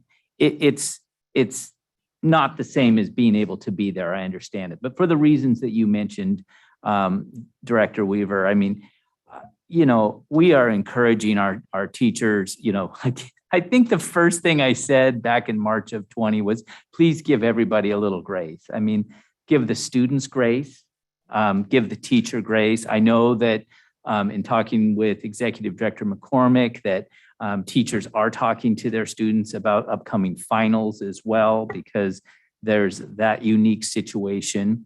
And I guess I also want to acknowledge that, we recognize in our the best thing is for the regular teacher day in and day out. And we all know that. And we heard some in the public input about maybe students having to wait in the hallway for a teacher to get there. That was probably some other teacher was going to cover a class and had to move down there. And there will be things like that. We're not naive. We know that is not the most ideal teaching and learning situation. If we have to have a different sub in the building or in the classroom, and maybe a different sub each day for a few days in a row. Having said that, I still believe there's tremendous value in students coming to school in person, because we do a lot more than just teach math and reading and writing and science and social studies. We are a warm, well-lit place where students can get fed. They can have a conversation with a caring adult. They can have a conversation with a counselor or they can get mental health supports. And while it may not be the ideal situation, I still am going to advocate for keeping the school open and having the children come in. And so, we're, again, as Assistant Superintendent Hood said, it feels, and I'm going to knock wood as I say it, that we're getting a little bit more consistency because our subpools and the like have improved slightly. And so I am encouraged by that. And I really do believe if we can just continue to work hard and do what we're doing now and get through these next few weeks, I'm the eternal optimist. And I believe we're going to have a better spring. Excellent. Now, Sydney. So Suzanne, you hit on one of the things that for me is really important, is this idea of the district and the plan as a person who plans for a living and always has. I will tell you, I'm significantly more comfortable as I sit here today than I did 18 months ago with what is our processes, standard operating procedures, people trained to do things. And so I think I will say what I've said for a long time is I know people are fragile, that this has been an incredibly hard couple of years. It's been personally, it's been for all of us up here, it's been for every family. And so grace is the top thing. And so I think this idea of having a plan, I guess I just want to oversimplify for a second. Ultimately, if and when we would have to go remote at any time, there's only three things we need. We need to know where a teacher is. Yep. We need to know where the student is, and we need tech to connect them. Yep. All of those things have plans. Yes. I think people need to just like trust in that simple measure and all of those things exist. That's right. I know Dr. Almay's worked very hard to make sure that the tech is in place and in people's hands quickly, right? So I guess I just have to say that out loud, that it really isn't some large orchestration. And I'm very grateful for the FAQs may seem simple, but it is that simple. And we having agreements on how we do that with our teachers, with our labor groups, having tech available, those are the things that are in place. So I just have to say that out loud. Super simple plan, it exists. Teacher, student, tech, that's it. My question is back to the test to stay, and comment maybe question-ish, is it feels, I think we've done a really good job of getting test to stay into the schools and getting that working, but it feels like people still don't quite know when and how to leverage it. I think there's still a little confusion of, when can I ask for a test? When can I get a test? When does my student get a test? Do I have to ask for it? What happens in that case? Certainly, I think the staffing piece, if we can be, I think it's great that we've brought that online, because I know that was another concern, but I think there's maybe an opportunity to re-communicate what the test to stay. I think we say it, we have a test to stay program, but I think we could spend a little bit more time on, and what happens, like how does it work, and how do you as a family access it? How does your child access it? So I think that just still feels uncomfortable. There's obviously different camps. We've seen districts try to test everyone, and I say try because they weren't successful. We've seen lots of different things, but I think the test to stay is quite effective. And if we could just maybe communicate again more clearly on how is it triggered, who is eligible, how you access that for your student, or how a staff member accesses it, I think that would be really, really helpful. I'll just touch on reporting for a second. I understand deeply, and I'm always one who talks about the reporting, I understand deeply the want of having more frequent reporting. It is not worth the resources we would spend to do that in order to keep the schools open day in and day out. It is not worth the technical resources to do it. It's not worth the human capital to do it. And I think Harlan said it beautifully, and it would not change the actions we take. So I know that may be hard to hear, but it is true. So I hope that people can abide by the procedures and the steps, and they're all really the same, whether that number says a big number, and thank you for clarifying that King County School District one, because I went and looked at that and I was like, this is a lot of people that aren't us. I just can't say that anymore. There's resources that have to go into doing that, and we have to keep our resources with doing all the other good work of the district. Those are my things. Josh, could you maybe talk a little bit about test to stay protocols? Yeah, absolutely. And I saw some nodding of heads in the back with Director Castleman and Executive Director Ingalls. We can definitely get deeper explanations of test to stay, either in our FAQs or on our website. That's very easy to do. Test to stay, a couple of things on test to stay. I'm going to move this here so it's a little bit closer to me. Test to stay is an opportunity if you become a close contact and you are not, then the rules on this just changed a little bit for students. In order to, if you were a close contact and if you are fully vaccinated, and for students 17 and under, that would be 2 doses of the Pfizer, because that was the only one that was available to children. But so if you're a student in our system and you're fully vaccinated and you are a close contact, you get to go on with your school life. If you are a student who is not vaccinated, and this was the importance of test to stay in October, because we had probably 55, 60, 65% of our student population that had not had an opportunity to get vaccinated yet. So what test to stay is for students who are not fully vaccinated, who become close contacts, who are asymptomatic, they're not showing symptoms, that we can test them over the course of a period of time, and they can stay in school as long as they continue to be asymptomatic and test negative. And we do that on site. So that's in a nutshell what test to stay is. Test to stay for adults, which we just began on Monday this week, is an opportunity for a staff member or an adult who has become a close contact. And here's a little bit of the difference. It used to be if you were fully vaccinated, meaning you had the full gamut of either the Pfizer or Moderna or the one shot of the Johnson & Johnson, that you were fully vaccinated. And if you were a close contact, you went about your life and continued to work. The new wrinkle with that is if you're an adult in our system, not only do you have to have that, but you also must be boosted.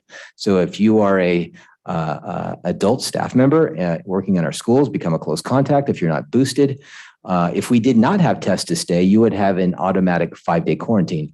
But now that we are doing test to stay for adults, if you are asymptomatic, are not boosted yet, that we can offer test to stay to you. And as long as you continue to test negative, you can continue to come to work. I want to be clear. Test to stay for students and staff is an option. We do not force it upon you. The majority of students, for example, and I'm going to use that as my study case here because we've been doing that for a couple of months. The overwhelming vast majority, when we offer test to stay to them, when they become a close contact and qualify for it, they take it.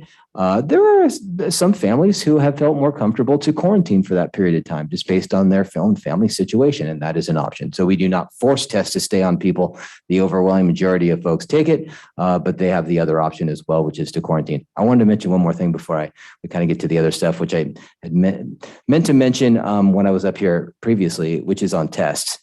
Two pieces. Number one, many people probably saw that last week, Governor Inslee made 1 million tests that would become available at-home tests to get to school districts, where school districts could then disperse those amongst students, families, and staff so that they would have, because at-home tests are very, very difficult to find now in stores. So we are on the phone on an almost hourly basis with both the Health Commons Project, Learn to Return, and King County Public Health about when the opportunity will become available for us to order our tests. We will get as many as we can possibly get for our district. Our COVID coordination team is putting together a plan of how we are going to disperse whatever amount of tests that we get. I mention that because this will be, I hope, an opportunity, and I read a lot of the same things that everybody in this room reads, but just the importance of having access to tests when you need it. And if we can get more tests into the hands of our community and our staff, where you don't have to wait around for a test and you can have it, that's a place I believe we need to be, and hopefully we're moving towards that. So as soon as we are able to put our order in for these tests that are going to be made available to school districts, rest assured that we will put in for as many as we can put in for. I don't know how many that's going to be. One more piece, our own tests that we get through Health Commons Project. We were running low last week and our order finally came in. It was about 6,000 tests. We were able to restock all of our schools and athletic departments, and we're still sitting on, I think, about 3,000 tests here that we can push out. We put in an order again for 6,000 tests at the beginning of this week. We also have some additional orders out from our athletic directors for testing. So even though it's been taking a little bit more time for the tests to come in, they have been coming in. We have not run out. We are stocked pretty well for probably the next couple of weeks, next 2 weeks-ish. So we do have tests. We're giving a lot of them, though. We're giving a lot of them. And then we hope to get this other batch of tests here in the next couple of weeks, at-home tests that we could distribute to our community and to our staff. I was going to say thank you for mentioning that you do have the test to stay tests that you need, because that's what I was going to ask about, because I'm not sure where the comment was coming from that supposedly there was money and we weren't using it to buy tests. I have no idea what that was referring to. And I just wanted to be reassured you do have the tests that you need to fulfill what you want to do for test to stay, at least for the near term. And our athletic and symptomatic testing. Okay. Yeah, so we're in good shape for that for now, recognizing you're going through a lot and we need more, but hopefully that will be coming. I can typically, just based off the last 2 weeks, which is different as far as the amount of Yeah. tests that we're doing prior to winter break. I can say for the next week and a half to 2 weeks, we should be good for tests, and we have put in multiple orders for more tests. And if they arrive in the length of time that they've typically arrived, we cross our fingers, toes, and hairs, we should be good. Right. And as far as this whole distribution of tests to families in the community, and I know you're working on a plan to do that distribution, and I know the staff is already stretched super, super thin. So to the extent that you can involve volunteers from the community to help you do that, I would encourage it if it's necessary, because I don't want to take anything away from keeping teachers or staff that need to support our classrooms in the classroom. So just say that. Okay. Yeah, and I would just say that would be a huge important point to have on our website right now, and our FAQs would be that plans to order tests for at home. I think that would ease a lot of concern, at least into Sydney's point of that we have a plan that we're waiting to execute. Because what happens is people hear in the media like, oh, this is what you should have access to. And they don't realize that there is a supply chain lag. Like we would love those last week, but we don't get to control that supply chain other than the one you have control over test to stay, because that's been something we've been doing since October.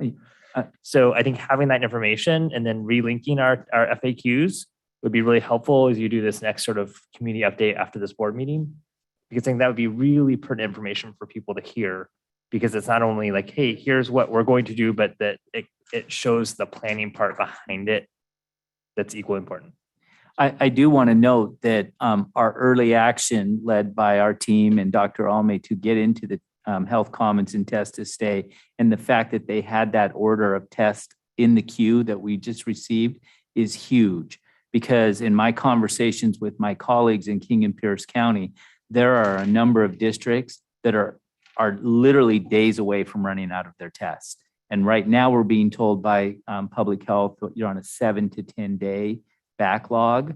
And in fact, some school districts are having to contemplate potentially suspending all athletics because they don't have the testing to do the athletic testing. So I'm very, very grateful to the team that we do have those tests available. And then I did want to make one just brief comment too on Director Mulling's comment about the plan if we have to pivot, I hate that word, pivot to, I hate all COVID words like that, but if we have to transition a classroom to remote learning, the plans are actually, you're right, quite simple. There's three main components of it, but there is a ton of detail behind each of those.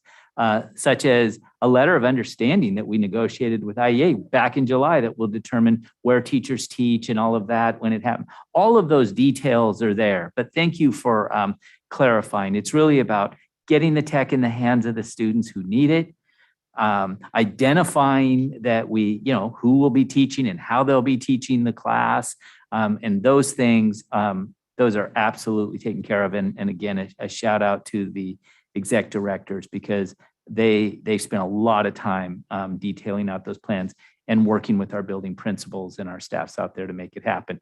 I hope we don't have to do it, but you always plan for the worst and hope for the best. Exactly, because I mean, you hope it turns out being kind of a big waste of time that was planned for, but it was so essential to have the plan. But again, the priority is to keep kids in the classroom. Absolutely. Right? And for the community to know the plans are back there.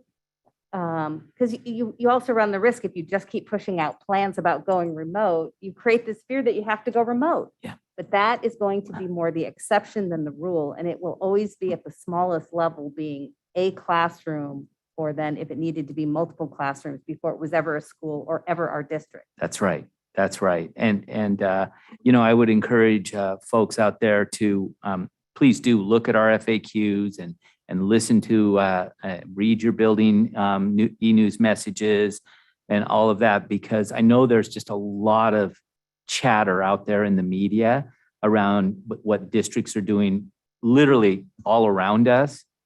And at this point, that is not us. And so I don't want to be lumped in with that either. And that's not a criticism of anybody.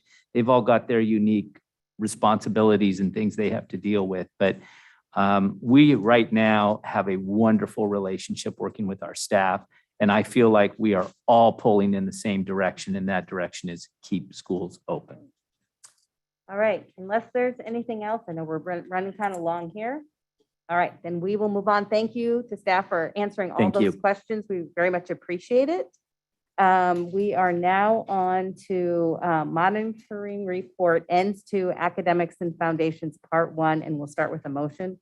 Suzanne? I move the board accept the monitoring report for E2, Part 1, Academics and Foundations as presented.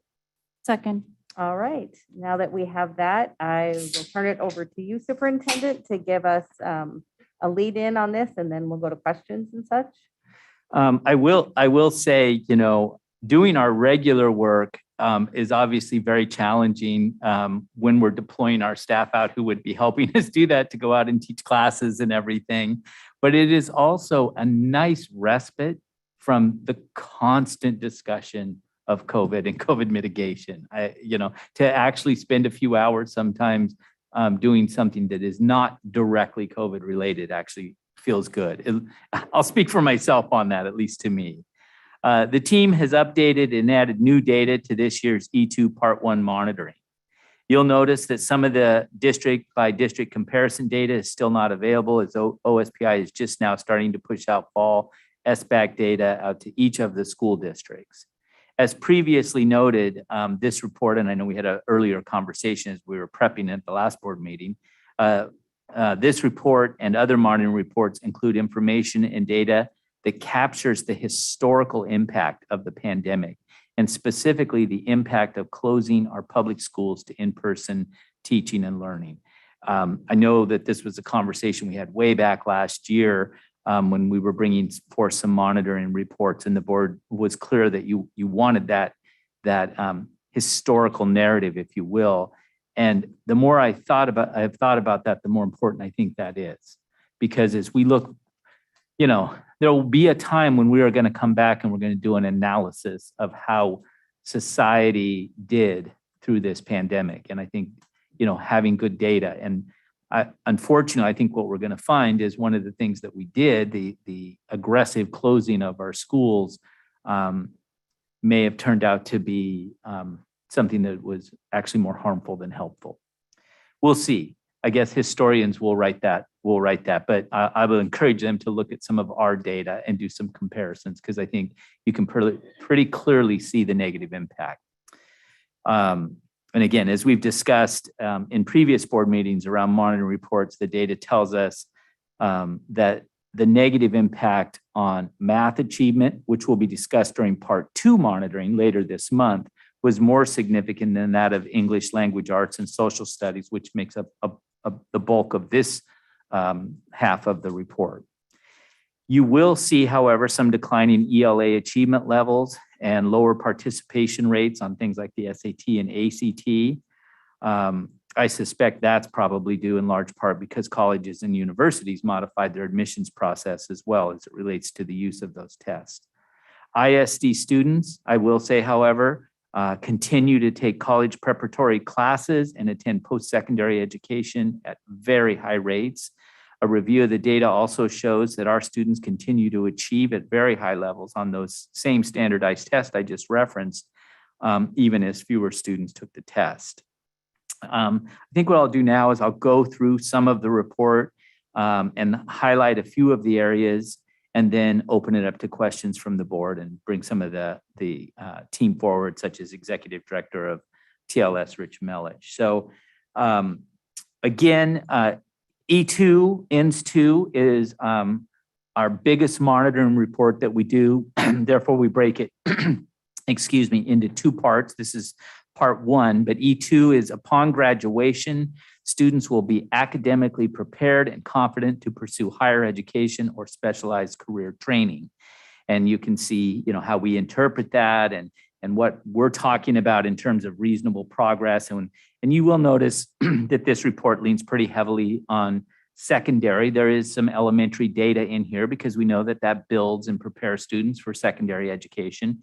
But because it's upon graduation, it's pretty heavy on secondary overall. I did want to note too that under the overall evidence, the OSPI report card update schedule, it's you can read the statement yourself due to, this is from OSPI, due to the complications from unprecedented, there's that another word I don't like to use anymore, circumstances created by COVID-19, we're not able to provide accurate long-term updated schedules at this time. Thank you for your patience while we navigate this crisis together. So certainly understandable. We're all experiencing those types of challenges. So we don't have some of the things that we've normally had. I did want to touch, as I said, I wanted to highlight on a few things. Obviously, we lean pretty heavily on what we require students to do in terms of the courses they take and how they are prepared for life after they graduate out of our high schools. And to those ends, we are very proud and like to present our on-time and our 5-year adjusted cohort graduation rates. And there was a question from one of the board members, and I just wanted to remind us all that if you look at the class of 2019 on-time grad rate, you'll see a different number on the OSPI report card, slightly lower than the number that you will see on our report card. That was a result of the fact that when we initially submitted our data to OSPI, we thought there was something didn't seem quite right. So we continued, and our student information systems folks, Nirmala in that department, and Donna Hood and Dr. Almy, because that's who was in the high school office at that time. They continued to scrub those numbers. And what we realized was that there was a number of students in there that had actually left our system that were being reported as non-grads, but they weren't non-grads. They'd gone to other systems.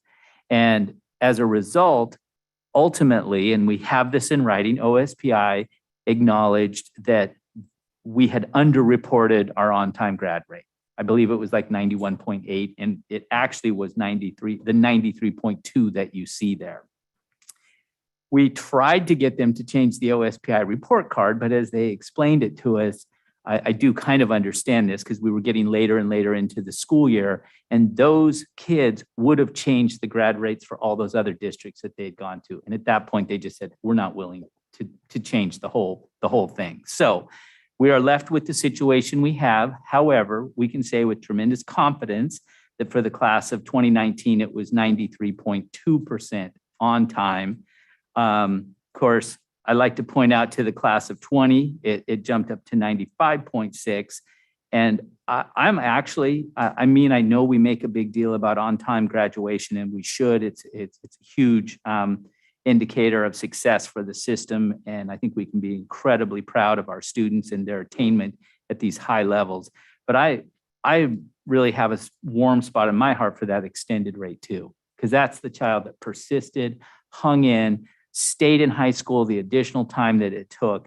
And then you see that ultimately, if you will hang with us, about 95, 96% of our kids, we will get you over the line. And that's pretty huge. So anyway, I just wanted to, and Director Mullings, I don't think you were here at that time, or you may have just come and joined the board at that time or something when that whole thing was going down. So we probably had already kind of gone through all of that. Yeah. So anyway, I just, I wanted to clarify that. So I just wanted to point out one other thing too. And there's lots of great links in this report. And I truly, I know most people won't do it, but I really do encourage people out there in the public to go through these reports, click these links, learn about the school system in that way, because there's just a tremendous amount of information there. And most of it, I think you can feel really good about the students and the work that our staff do with our students. But I just like to point out the graduation rates by ethnicity, race, and program, and the source is OSPI, because we can remember a time in this district and at this table where we weren't even reporting and disaggregating data, but we started doing that early on, and we were kind of pioneers in that effort. And it just warms me to see now that we don't have to do it. OSPI does it for us. So I appreciate that movement in public education to be more intentional about disaggregating our data so that we can truly see where our opportunity gaps live and adjust as needed. And that's true of other areas besides grad rate, discipline rates and the like too.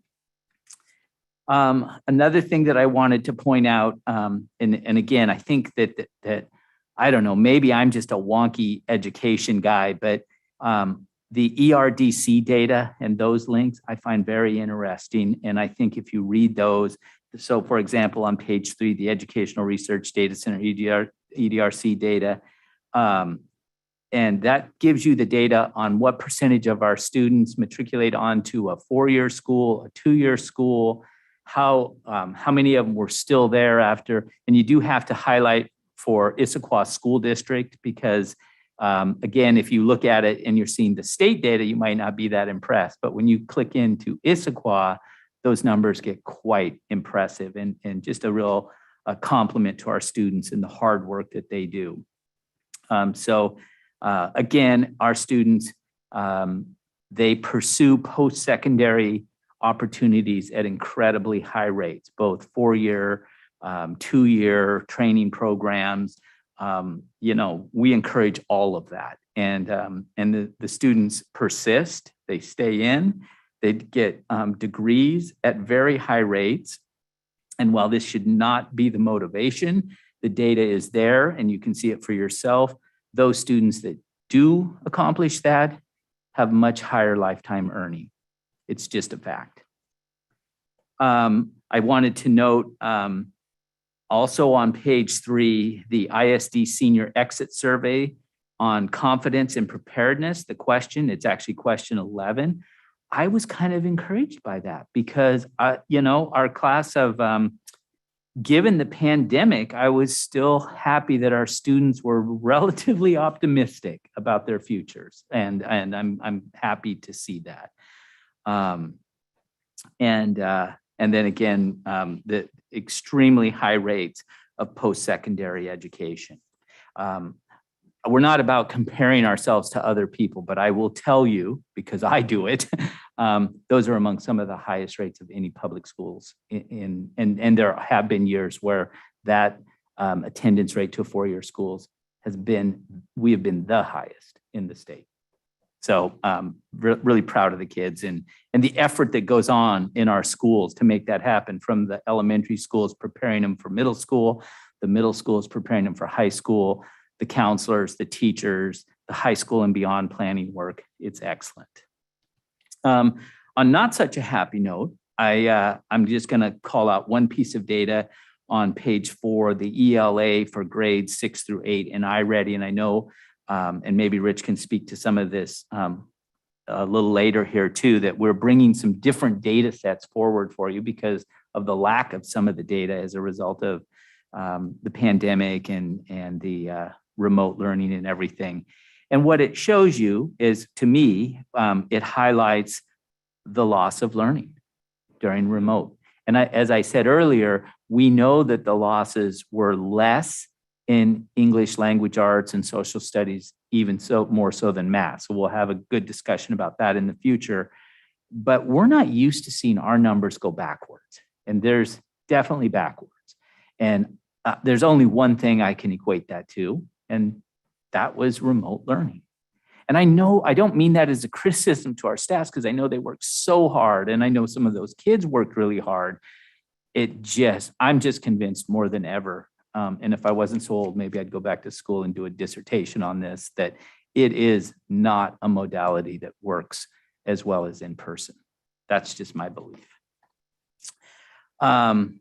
Again, you'll on the top of page 5 of the report, and it may look different online, but I just wanted to note we don't have a district comparison chart at this time. We just haven't been able to get that data. However, again, you can click the links, for example, on the 10th grade ELA, and about 4 to 4.5% down year over year in our achievement levels there. I was still a small number of our students took the SAT, and our students have always been amazing performers on the SAT and the ACT. And while it was a much smaller number who took the test, they continued to dramatically outperformed the nation and the state. And I think we were up 100 points on average higher ISD students in their SAT scores than the national average. So again, you'll see some different data sets, iReady data. That's where some of our elementary data is coming in, our Fountas and Pinnell data from Try1 and Try2. And so I just really commend the effort of the team to go out and find new data sets to help us demonstrate that we're, it's an interesting thing, reasonable progress or not. I mean, I have a hard time saying we're making reasonable progress during remote learning. Maybe if you compared our remote learning to somebody else's, you could say, well, that's reasonable because you did better than most. But I compare ourselves to ourselves. And in that regard, I'm just happy we're back in person. I know I keep beating that poor dead horse or a broken record, whatever you want to say, but I guess you're getting a sense of how I feel. I do think on page 7 in here in some areas, I'm looking now at the social studies year at a glance, grade 6, grade 7. One of the things I think that's nice about that is because we get this question periodically, what do you teach? What do you teach in those classes? And we try to make that available. You can go to the curriculum webpage on the district website too, but it is in there. Here, of course, it's aligning so that we can show you, align to that 2.3, understand geography, natural resources, and their shaping effect on government, economics, and social patterns. And you'll see a connection there to what's being taught. We quite a bit of reliance on our common assessments. You can see we brought the US and world history common assessment data forward. I'll be honest, I think it's time for a refresh on our common assessments approach in the system. I know that Executive Director Mellish and our Ed Planning Committee have had lots of conversations about that. I know there's a desire on the part of some of our teachers to do some rework and refresh on our common assessments and the procedures and approach that we use. It's work that probably would be a lot further along had it not been interrupted by the pandemic for the last couple of years. But nonetheless, data there, some comparison data within the system as well. And I think given that, I'm just gonna stop there, President Moore, and then I've got the team here. If I can't answer questions, hopefully they can, or we can at least capture the questions for later answer. All right, that sounds good. Let's go ahead and open it up to any questions the board has. Sydney. So the question that I had, I think this week as I was going through the completed report that probably I didn't even think about and going through the pre-read is I was looking at the OSPI scorecard and the 2 items that have always really intrigued me on the relationship to student graduation has been the statistics they capture on 9th grade on track. Mm-hmm. So are students failing or passing their courses in the 9th grade, and what impact does that have on graduation and then attendance? And what's phenomenal when you look at those, the trend of those is those are tracking along with our graduation rate. So they're tracking at an increased rate, a little spike, just like we had during the COVID time. And so I guess I just wonder, is that a silver lining of something or whatever we're doing in this period where we've been really focusing on connection, student engagement, making sure progress is being checked, and do we know? Because what I would hate to do is lose traction in those kind of spaces where they seem to be, if you look at the OSPI data, serving us very well at the moment. And so I don't know if that's a part 2 type question, but I think that there's probably something in that, at least from my perspective of, are we capturing that goodness we have and making sure we don't unintentionally lose that going forward. And I have to apologize, Director Mullins, you asked me about that prior to this meeting, and I fully intended to come prepared. And that is, I even have your email right here with the other things that I thought I covered. I So, try to send my questions thank you for the ahead. advance notice, but I see Executive Director McCormick working her way to the podium there. Maybe she has some thoughts. Thank you, Executive Director Andrea McCormick. First of all, thank you for pointing that out.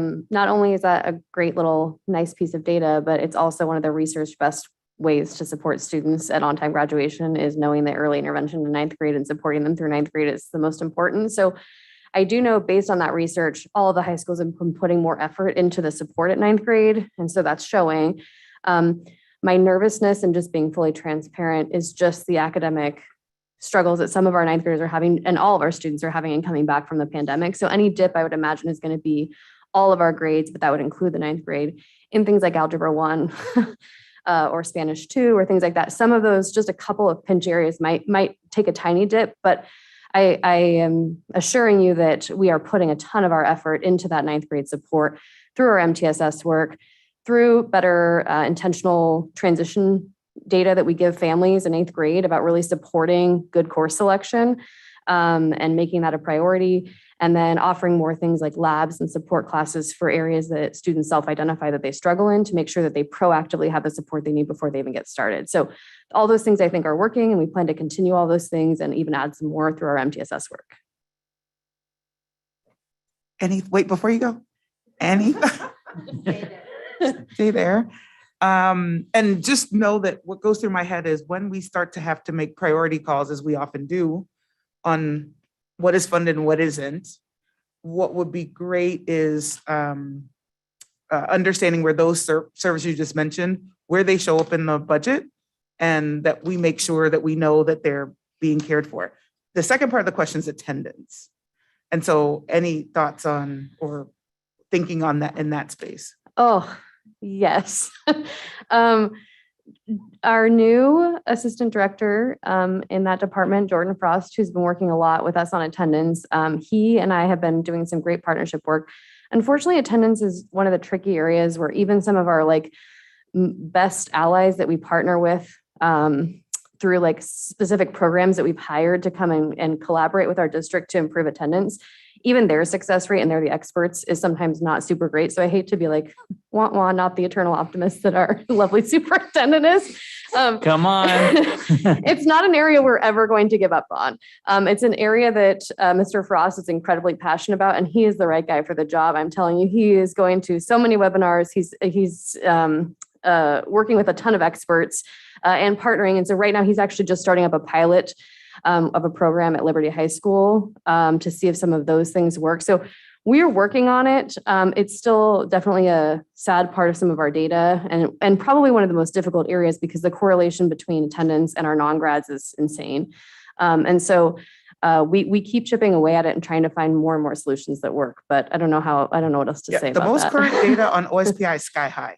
So I guess that's, I can't, my computer's not connecting, so I can't get to the report on it, but our current attendance performance is incredibly high. So I just, maybe part of in looking at what are some of our practices going forward is part of that because there was remote in there. And so that's how some need to engage. I don't know, but what are some of the nuggets? Because I think if you look, at least when I look at the grad rates, particularly disaggregated, we always say it's hard to get those last few percentages, but we're getting it from having some of the populations that have historically been small and very low. And they're moving from a grad rate, but they're also moving from both the attendance and the ninth grade. So I guess what would be great is if there's some discussion we could have in the future on what worked or what was different about the last couple of years that we could capture and then figure out what the capsule is. I worry. It's not really a worry. My concern would be when you talk to experts about what they think in general population, they're going to tell me again about in-person school. And I think there may have been something magical about the remote time that we shouldn't lose. I do think that we are reaping a bit of the benefit of a lot of good work that has been happening and building up to you see we've stepped up a bit on that. And you're absolutely right. Moving from 92 to 95, that's a pretty high lift. But it makes me feel really good when I look at the data and I see just what you just referenced, that we're chipping away at some of those opportunity gaps, and that's how you get those last few percentage points in. So we absolutely recognize the importance of early intervention. I mean, it's freshman year and on time, it's kind of almost like early learning for kindergartners.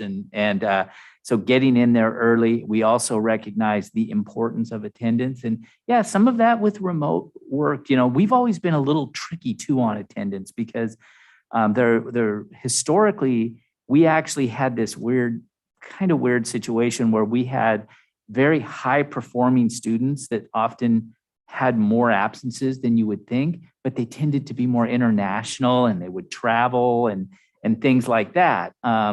And so it wasn't clean. Now, what you heard Andrea say, though, is the thing that you really have to be listening for and looking for. When you look at your non-grads, those kids that didn't make it, they frequently have high absenteeism. That's a different kind of absenteeism. And again, I don't want to be like the wah-wah. Come on, Andrea. I'm really sorry, but I think we have to be really honest about some of what that data is from remote, which is that under the direction of OSPI, to anyone who showed up to the Zoom, we were directed to mark present. And as we saw last year, many of our students had their screens off and were showing up to the Zoom and then not participating and engaging in class. So as you indicated, though, that some of the other success data shows that there's a little bit of correlation there. So really digging deep into that, I think, is our work, is figuring out how much of that was students that were, when we're in person, we know that our attendance is really accurate, where there was some of the stuff of students that were being reported present who really weren't present. And so that's a little bit of that data that tells a little bit of that story, but the other successes still show that there was something there that helps. So I don't know. Sorry. Okay, I say one more thing. That actually just made my point a little, your last two comments. I think we have a bit of a systemic bias toward what attending means.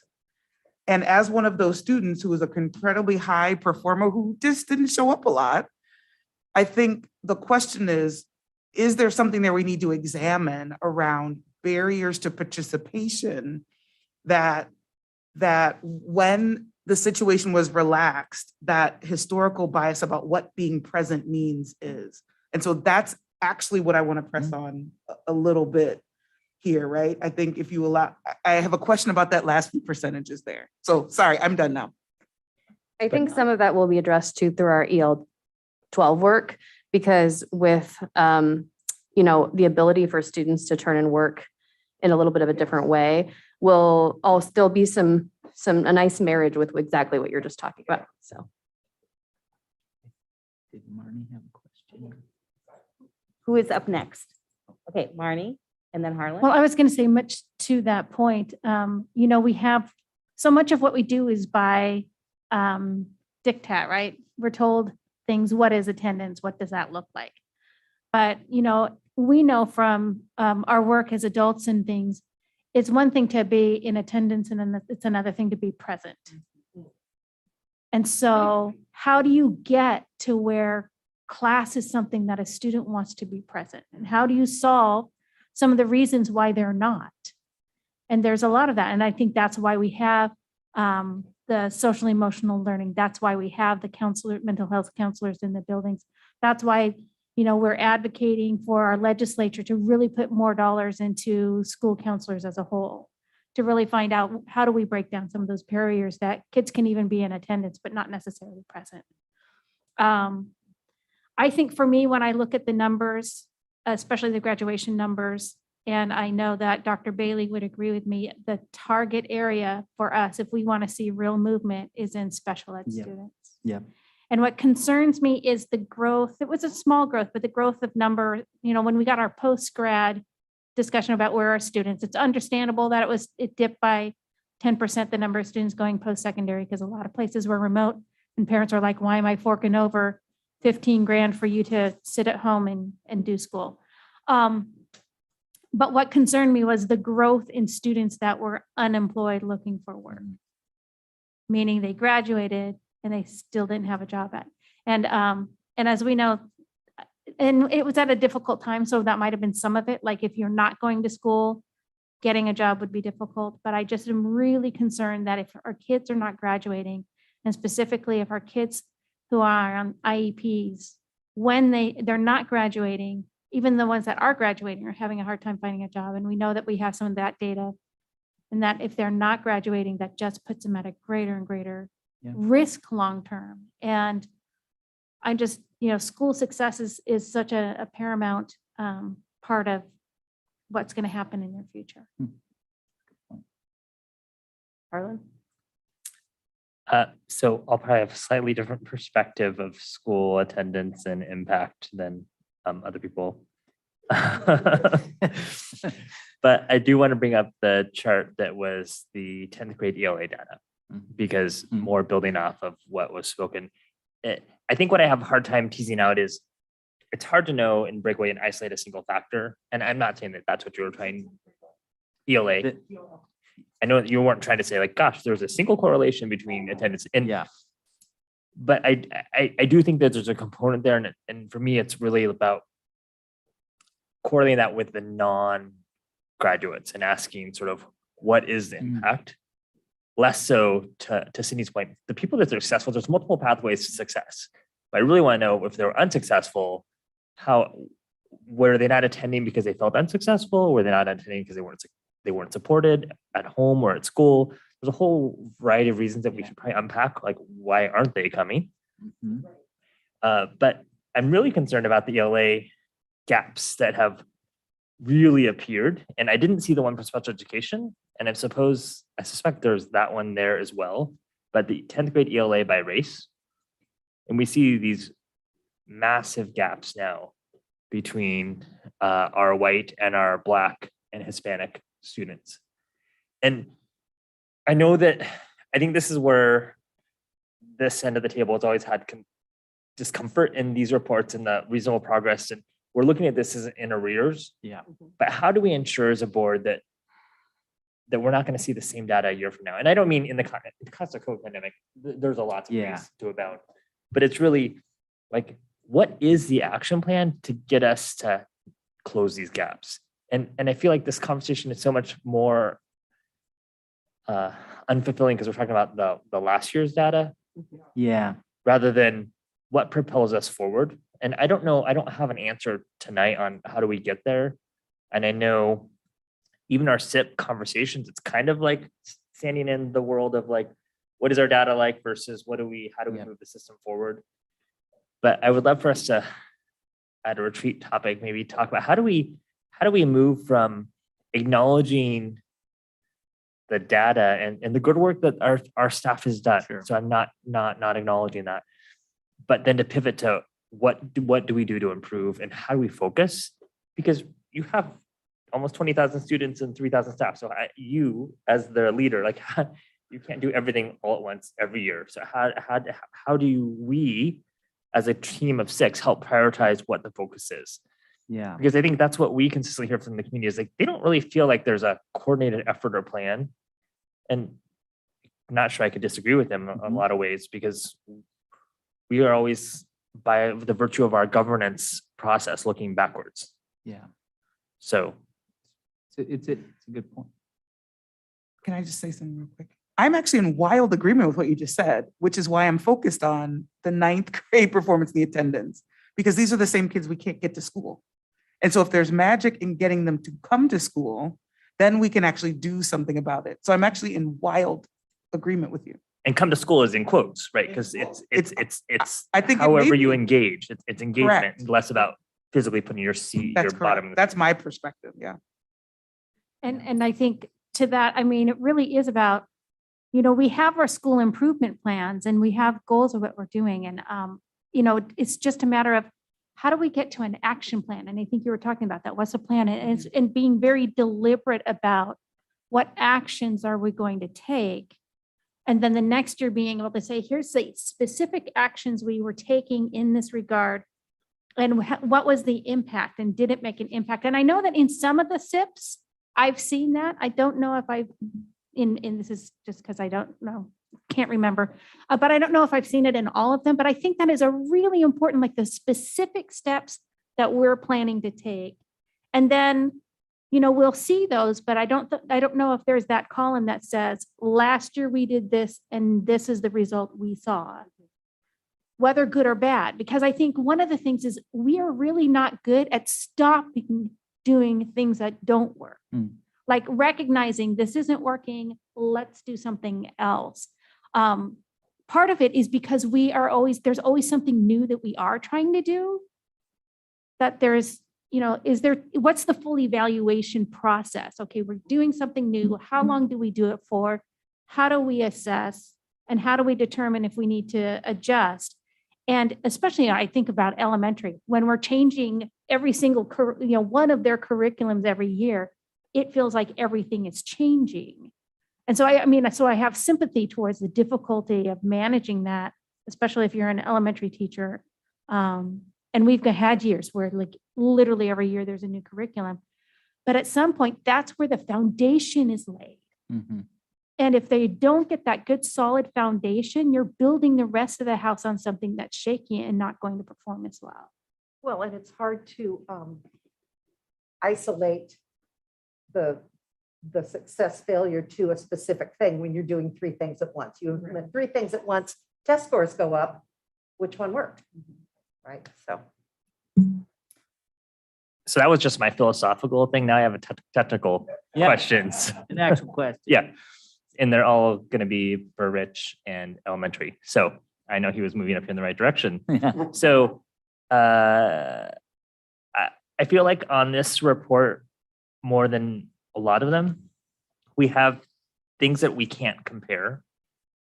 And so I'm not sure why it was presented to us the way it is. So if you just look, for instance, at the grade 3 F&P try 1 and try 2 common reading assessments, and then you go see 2018 through 2021, and they look different in 2021. And that's probably because of you didn't have them in the classroom. And that part I understand. But when I then look at the iReady spring 2021 iReady reading 5th grade by school, only 21 is presented, and every other thing, lots of other data is provided, even if it looks different. And so I don't see any other data to compare. And why it matters to me is if I click on that one, so 2021 iReady reading 5th by school, again, it's more terrifying data. Yes. For me, and it should be for everyone who looks at data, because we have some, according to this, and I know it's a single snapshot in time, and so I don't want to read too much into it. But if there was trend data for us to compare to, like even fall data for the same buildings, we have schools that more than half of their 5th graders are not at standard. And they're getting ready to go into 6th grade, where it's just going to go faster. And so I do really want to know, because I'm sure your elementary team has had a plan and has a plan, but what are we going to do, or what are we actively doing to support these buildings that have these huge populations that we may not be setting themselves up for success as they transition into middle school? So both what are we doing now because these are 6th graders now. So what are we doing in 6th grade to support them? And we know, because we've been to listening sessions where they say we're teaching 4th graders. And this data bears that out. So we've heard from our staff on what they're feeling in the classroom. So how are we scaffolding in these supports with they're getting new learning yet filling holes? Like you raised about 3 things there, and I want to first kind of frame this data a little bit, because you don't have longitudinal data, because this is data we added last year. We now have for reading, for math, we had it for 3 times last year, but for reading, we only had it in the spring. We had some pilot schools that did it a couple times last year. So now we have the same data with the same, so we can start building longitudinal, and we're in the midst of getting our 3rd measure for iReady for our students. So we had last spring, this fall, this winter, we'll have this spring, and then we'll have SBA data. So we're looking at that. The other thing is we're using the technical information from iReady to create these approaching and below. They did warn us that especially as students get older, their scores are more rigorous, I guess you'd say, that they tend to score lower on iReady than the SBA. So we're trying to figure out how much lower. So we're doing lots of correlation, but of course, the only SBA we've had to correlate with was a modified SBA. So we're digging deep into this data and we have to kind of give it a little bit of an asterisk. And this was administered remotely. So it's something that we didn't have a controlled testing environment. That said, we take this data very seriously. And yes, anybody who looks at this data for Issaquah School District is shocked. So as you can see, I have a lot of comments on mine, and this is like the 18th time I've looked at this data. And it's so we are looking at them closely. One of the things you're going to see is that most of the school improvement plans are going to be focused on literacy, not because math isn't a concern. They are really taking seriously addressing math as a need to get our math classes back up to speed.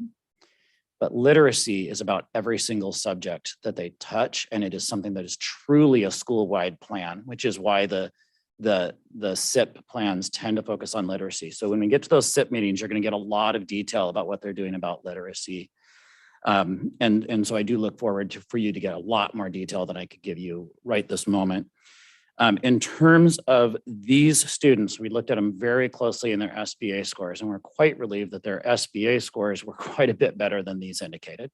So thank goodness for that. We have done a lot of analysis of longitudinal cohort data that we could to begin to see where are we seeing impacts. So just yesterday, running some very detailed reports on students from their two SBAs and really where are we seeing differences. I want to say that one of the things that's really nice, and I haven't had a chance to share this with even our special services or others who serve these students, is that our students who scored in the red on SBA prior to COVID showed stronger data than our more advanced students in terms of how they performed on this year's SBA. So there's some little lights in there. That said, we're doing quite a bit. So we did institute doing iReady, No Red Ink, and Newsela in the middle school. And those are all tech-based right now, but they really help us to get a sense of where students are at in their reading levels, some of their grammar and writing skills, and provide some scaffolds for them and some targeted instruction. I will say that we have a lot of aspirations of where to go to support these students. And some of those aspirations require access for teachers to collaborate or get professional development. That has been very limited this year. When we don't have subs, it's hard to get professional development time at the level that we would like. It's hard to get them together to collaborate in the depth that we would like in terms of really digging deep into the data and digging deep into the instructional needs. So we're doing a lot of working with teachers to, as best we can in the time they have. These teachers are working really hard. And I will tell you that the thing that this doesn't show us, which we're getting through other measures in the classroom, is writing. Writing is probably more impacted than reading data in that, writing is one of those things that is a coachable moment for students, and remote learning did not give us the coachable moments for writing and for math that really drive writing and math instruction. So I keep going back to the number one thing that I'm seeing right now: getting kids back in class and engaged, and one-on-one interactions with teachers, I think is going to make the biggest difference of it all. That's where teachers shine, is in the moments when they're face-to-face with those students. And I feel like we are beginning to see that. So really, I think the best answers I can give you is that when we get to the school improvement planning, you're going to hear some pretty deep thinking, I believe, from our principals about, because their school improvement plans are exactly about this particular issue. Thank you for that. It would be really helpful, and I don't know how we accomplish this, but I think we're still missing the family engagement piece. And I know me as a parent, I have an elementary child, I feel like I'm not equipped to know. It would be great to hear from the district to say, hey, here's some best practices and things that you could do at home to close gaps. And that'd be really helpful across grade levels. So if I could go in and click, hey, I'm trying to address reading or math gaps in my household or writing, whatever, however you want to do it. But I think it'd be really helpful because I wouldn't even know where to turn. And sure, there's all sorts of different enrichment opportunities that come through Peach Jar. And there's all sorts of different things you hear community members doing, but I don't really want to get my information from Facebook because I'm definitely encouraging everyone to not get their COVID information from Facebook. But we are really leaving parents with no alternative because we're not leaning into this conversation saying, hey, if you have a fifth grader who's doing this, consider these options for enrichment or like filling holes. I don't know, an educational way of saying that. Does that make sense? That makes a ton of sense. Thank you. I made a note of that as well, Harlan, because I know there have been times in the past where we've done things like that. And I know that like in a non-academic sense, when there's like a tragedy and a death of a classmate or something, we push out information to parents. Here's how you might want to talk to your child and stuff. So I get what you're saying, to arm the families with some real practical tips, I guess, if you will, specific to the topic of literacy and learning. So I made a note of that. Yeah, you'd like to see if any of your buildings are already doing this and you don't even necessarily. There could be some of that, Right, but it didn't necessarily have to come from the top down, but some of them may be doing that. and if they are, maybe we could grab They are. theirs and Yeah, push it out exactly. to everybody because it's not getting to every family. Yeah. And they're continuing to try to do, we just had a family engagement event for 2 schools yesterday evening. Unfortunately, the enthusiasm to join remote family engagement events has waned. Yeah. Hey, I do want to mention, you talked about longitudinal data, and that's the reason why I continue to provide the FMP, because it is the one measure we have consistently throughout this. I just to give you a little bit of context why 2021 was spring. We, in the March, when we were making the transition to hybrid learning and there was a lot going on, we chose to push the universal application of FNP to the spring. It does then have a different benchmark, a different score in order to be considered on grade level. So in that way, it's not as true longitudinal, but it is, because it will tell you in 2021 which students in that spring window were meeting the grade level benchmark. Whereas in the others, it's when did they meet the kind of earlier benchmark. So it is students that we feel that were on benchmark. And this is, again, a one-on-one assessment. And we really pushed to that 3rd grade FNP is kind of the one that we're aspiring to get all students at that level of comprehension. It's the last one that we give universally to students. After that, we focus on students who haven't met that 3rd grade benchmark. Yeah, it's just that one is not comparable to the 3 before it. And that's the problem. That's the technical part where, and I understand it's different data, but the other ones are all broken down by school. And that one is just all district. And so okay. Yes, it's less usable for me to look and compare versus all the 3 previous ones you see. If you link at them on our report, they're all by school. And that's just another example of like. Yes, and mostly I follow the historical pattern, and for some reason, we historically didn't disaggregate that one by school, but we easily can. Our system can do that. So we could provide that data by school. I will note that for future reports that we want that by school if we continue to do that. Okay, Sydney? Thank you. I think my concern is angling somewhere between where Arlen is and your comment about the SIP, and I'm going to tell you my impression, and I'm happy to be proven wrong.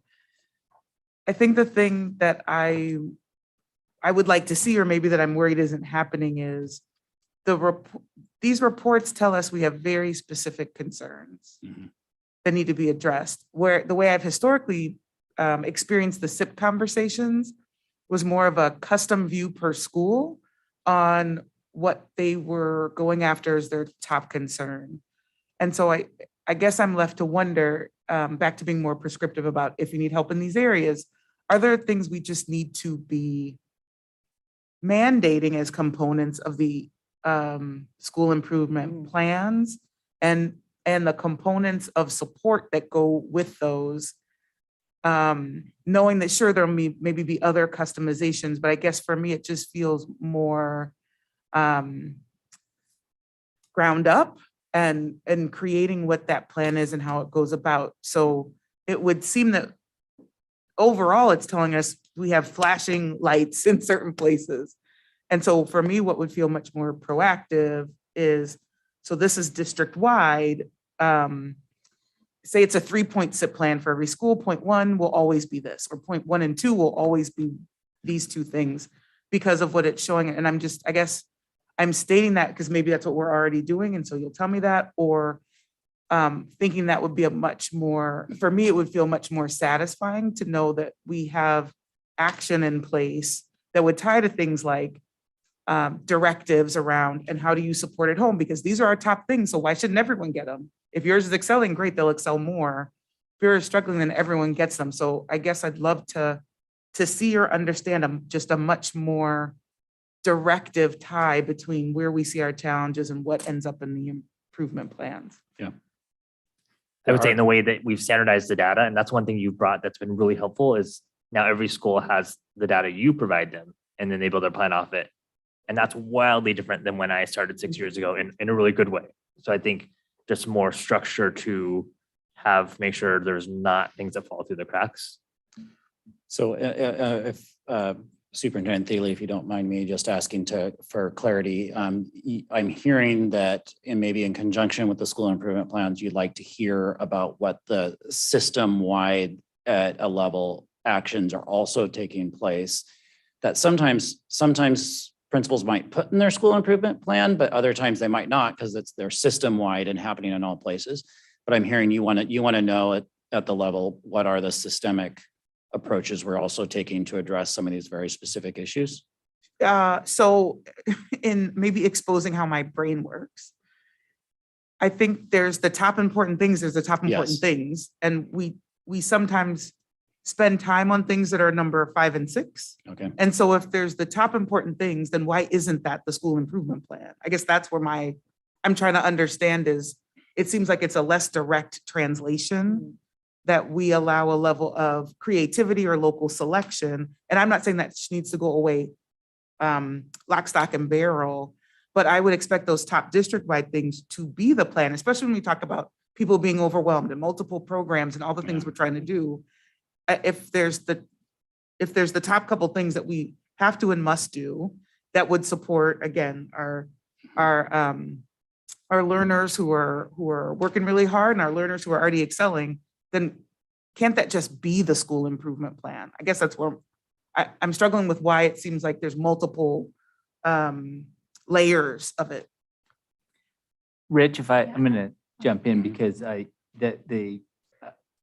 sorry, Director Moraldo. Well, no, I was gonna go straight off of what you said, is that my impression in the 13 years that I've been here is that every school gets their data and they try their own thing. And so it is about, I think, understanding what is the system-wide things that we're being asked to do, and is there system-wide support to help them do that? Because it really has felt like every school does something different to try to address the same problem, because the problem is system-wide. And our data is pretty consistent. I mean, you have some schools that have, lower scores than other schools, but you look at the demographic data and the relationship between those scores and the demographic data is very, very much the same. So it's not surprising, right? So we're never really surprised by the data. So I think I do want to know, what is the big overall system? I've done this for 13 years and haven't really seen a shift where we've come back and said, we implemented this and now this is what's working. And it just feels like and whether it's even changing up how we do the SIP when they come in and talk to us, do I need to know 9 minutes from each school, or do we just need to have a together conversation around specific things that we want? And I don't know, I don't have an answer to that, but it gives me a feeling. A challenge over the years because each school picks a different, whether it's writing, reading, or math, and sometimes it's very focused on writing for boys, right? And so it's it's not universal or hasn't been, and therefore they haven't necessarily come back with all the same things, because each school has been in a different place as they try to solve what they see as their biggest challenge. But there's also, there's the balance between, you do want to give schools a certain amount of autonomy because that energizes them. This was my idea and we're going to make this work because this is our issue. But at the same time, if there's an umbrella of things that are happening throughout the district, and I'm going to assume there is, those should be addressed and acknowledged as well. And I don't want to say, that we just need to sit on high and tell everybody how to fix their problems, because then we've just sucked all the fun out of the job. But yeah, there's a balance between the umbrella and the autonomy. Well, and this year, there may be definitely more of an umbrella, especially if everyone's picking literacy. So we'll have a lot more commonality than we've ever had going forward with the SIPs at the elementary level. Yes, and I just want to say, I'm not trying to dampen the creativity to solve the problem. I want to make sure everybody's angling on the same problem. And then if there are common core infrastructure things to do across the problem, great. We should be able to work on that centrally. And then the local creativity to work on that problem. That's the beautiful part of, to me, the SIP conversation or any cross-departmental sharing. But to your point, I think Ann just made the point, like, and I haven't been in as many of these as you all have, but it just felt like I was like, especially when we did the roll up, like of elementary to their middle school. And I thought, well, but they're all kind of working on different things. And then we get to this middle school, which picked a different thing to work on. I'm struggling with what is at least a red thread that goes between what we're trying to work on. And yes, there may be other local topics. That's number 2 and 3, or that's number 3. But that's what I would hope to see a little bit different. And Ron, I don't know if you want to Yeah, say something about SIPs, because those are longstanding and there's some I have. state rules about SIPs. Yeah, well, I just want you to know, if you could see through this in 95 Mass, I literally have a big smile on my face, because I want to just make a couple of comments. I think Rich touched on one of them. First and foremost, there are universal things that we do, and Rich could rattle some of those off. I'm thinking of some of the writing programs that we've implemented. And so there are those aspects. And I think, Rich, you made this point that it may be that given their 9 minutes, they make an assumption. Well, we're all doing the writing program, so we're going to focus on what's unique about Maple Hills or Discovery or Challenger, because that's the building that I lead. So I understand that, but we can also direct them back. And ironically, if you went back and looked 20 years ago at a SIP plan, they were way more all over the map than they are now. I will tell you that one of the biggest things that I've observed over the 3-decade arc of my career is the transition from site-based education. And there's the site-based, we let them make every choice all the way to adopting their own curriculum and instructional strategies. There were literally a lot of schools like that 30, 40 years ago. Issaquah was a big site-based district 35 years ago. And then there's we will tell you everything you will do and when you will do it and how you will do it. The reality is, in an author, and I believe it's Waters, this resonated with me, and it's not new. I think I first encountered this probably 15 years ago, this concept of defined autonomy. So yes, you do have some autonomy. We want schools to have a little bit of a uniqueness, the flavor of the community they serve and everything like that. But it can't be so loosey-goosey that I've got one high school teaching this math curriculum and another one teaching this math curriculum. So there's been an effort slowly moving towards what I would argue is more of a defined autonomy. Having said that, I do think, and the good news is, I think that philosophically teachers have moved along with this too. There was a tremendous resistance when administration years ago started to talk the way that I just heard you talking, Sydney. There was a real pushback to that. You're going to stifle our creativity. We're the experts. We can make the decision. I would argue these folks are experts as well. We have centuries of collective experience in education. So I just love this conversation because I think it really does this is a really high level of analysis of a school system and our school system. And I don't know about you, Rich, but I'm sitting here listening to this and I've got all kinds of ideas. I'm jotting notes in my margins and everything about how we can help our leaders understand.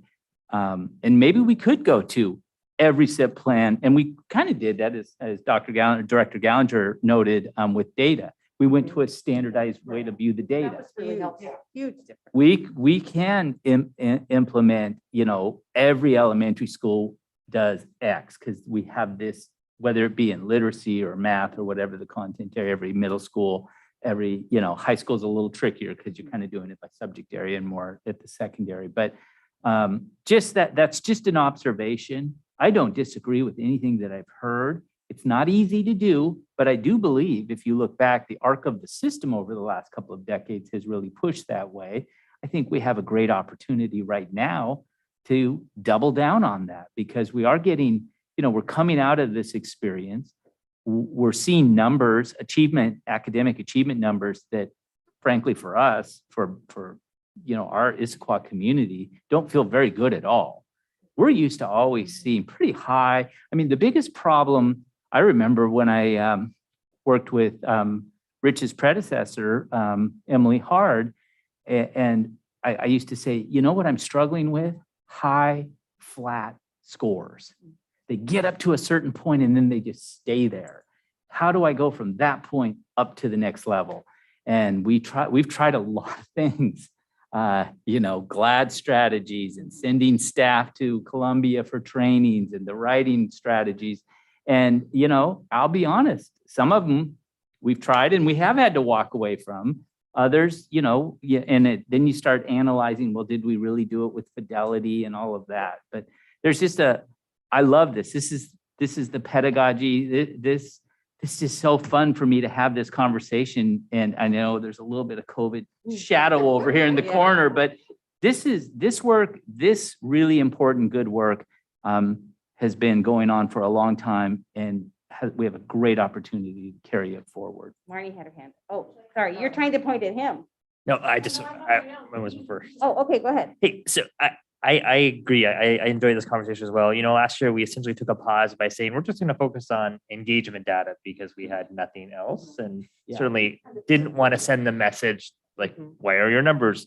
I think we need to though now return to literacy, and if you said the thread and focus is on that K-3 literacy because that's what unlocks so much of the rest of our system. Regardless of the SIP plan, it would be beneficial, I think, if the conversation was focused on what are we doing to address the gaps in literacy, because there's all sorts of things that they could talk about in 9 minutes. Like we know, no matter what we hear in the 9 minutes, it's only a tip of the iceberg. Oh yeah. About what they're doing, and they don't have to prove to me all the value that they bring to our buildings because I know they're just doing so much, and Lord knows even just COVID alone could occupy an infinite time. So I just think it'd be more valuable for me to hear what are they doing to address the gaps in literacy, particularly through the lens of EL16. Because what we've done in our secondary schools as high schools to say, like, we would like to see alignment from a grading practice and homework standard, and so we're asking for that. Yet it seems like elementary we're kind of still all over the place on what our focus is. And I know that's broad strokes. It isn't a fair assessment, but it seems like a focused discussion would be more helpful in my mind than sort of the rapids. I swear they practice it like, how fast can I talk in 9 minutes type of thing. Have it just be more conversation. And maybe it is where the district leads off with their stuff and sort of what the approach is. And then it can just be more of a building chime in. So it truly is more of a conversation and dialogue rather than a less formal, like we're going to hear from Newcastle and then we're going to hear from Apollo and then we're going to hear I don't know. Interesting. Now, last year we did by level, and we talked about every other year doing by level, every other year by feeder pattern. Currently, we were planning to organize by middle school feeder pattern because that was the easiest way to get it divided into 3 meetings. I don't know if this conversation changes our planning at all. Yeah. No, I mean, I think it's really, I think literacy certainly goes K-8, if not all the way through our system, but especially that transition period. Like this is where we're seeing, this is the rub we're seeing is that 5th grade, 6th grade data impact. Well, and I want to, Rich, now this is kind of you and me having our conversation like we do up in my office almost every day. I want to be careful how we might approach our buildings with this because I don't want to freak them out either. Like, oh, hey, we decided we're going to change the entire process on you. But what I heard Director Gallinger talking about, honestly, it might almost be more relaxing. So don't feel like you have to come with a scripted 9-minute presentation that, you touch on all of these things. We're gonna have a literacy conversation. And in fact, we're not even going to ask you to speak in order or anything like that. We're going to let have some creative dialogue happen. I mean, we're going to need to flesh this out a little bit more with the ed planning team because right now it's Rich and I don't want to freak. I hope for the principals listening, don't freak out. We're going to work on this. I know, especially as we just come out of this COVID business. Let's get through that. Marnie, and then I know we're going long, but it's a really good conversation. I know, So I as was long just as you're looking, all I'm like, good, you're good. I'm like, we've made this 30-minute know. thing go 2 hours. So I still have my question. But what's interesting is I think one of the things, and I think you kind of made me think about really talking about those transition periods. So we might hear more from elementary because they have the transition into school. And really right now, K1 is considered transition. But, how are they focused on those transitions? Middle school has the transition at the beginning and the end. And well, I guess just all of them, the transitioning in and the transitioning out and the success, obviously the work is to get success on both ends. But really, I think it is those transition times that maybe that's the focus that we want to hear from them. Where is that focus in their literacy? And how is it impacting the 6th graders right now that we know are all struggling? Because I think they were the ones that were at a hard enough point in their academic time. I mean, 5th grade can be hard. In fact, 5th grade math, especially if you're not a great math teacher, that can be really hard. And yet they didn't have the emotional and mental capacity to be self-sufficient in their work. I think that might be why we see such a huge dip in that. I did want to make a comment with Superintendent Thiele talking about those schools that were very site-based autonomy. I would like to let you know that there is a senator in the 11th district that has a bill, SB 5536, that actually does just that. Oh, well. Thank you for that note. I'm not sure we wanted to hear that. All right, my question, if we're good on this one, is actually at the high school level, and it had to do with the SAT as far as certainly a third of the number of students that usually take the SAT took the SAT for the class of 21, which is not at all surprising. And I'm actually almost surprised there were that many of them because I know there was such a struggle for kids to take the SAT. How did that end up working out, and how did we support kids in that?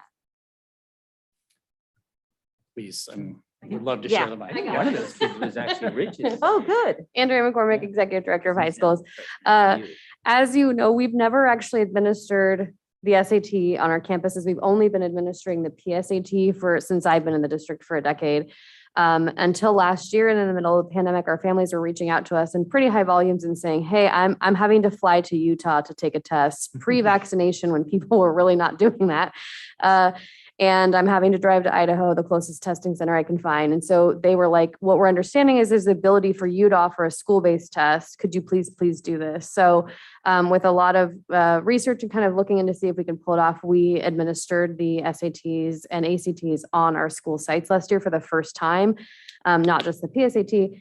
And it went well enough where we're going to continue to do that. So this year, our schools are offering that as a school-based testing. We're going to run it very similar to the way that we've run AP testing, which is just the students, it's kind of like a field trip where it's marked in Skyward, hey, the student's not going to be in class. They're going to be taking a test down in the gym, and they'll be proctored the exam on site, and it'll be optional. So the schools are currently picking their dates because there's a series of dates that they can choose from. With what works best with their school, with, between AP testing and other things that are going on. So they're pushing that out to families, letting them opt in, and then going to administer them on our 3 comprehensive sites. And I think Gibson Heck is also going to be offering it.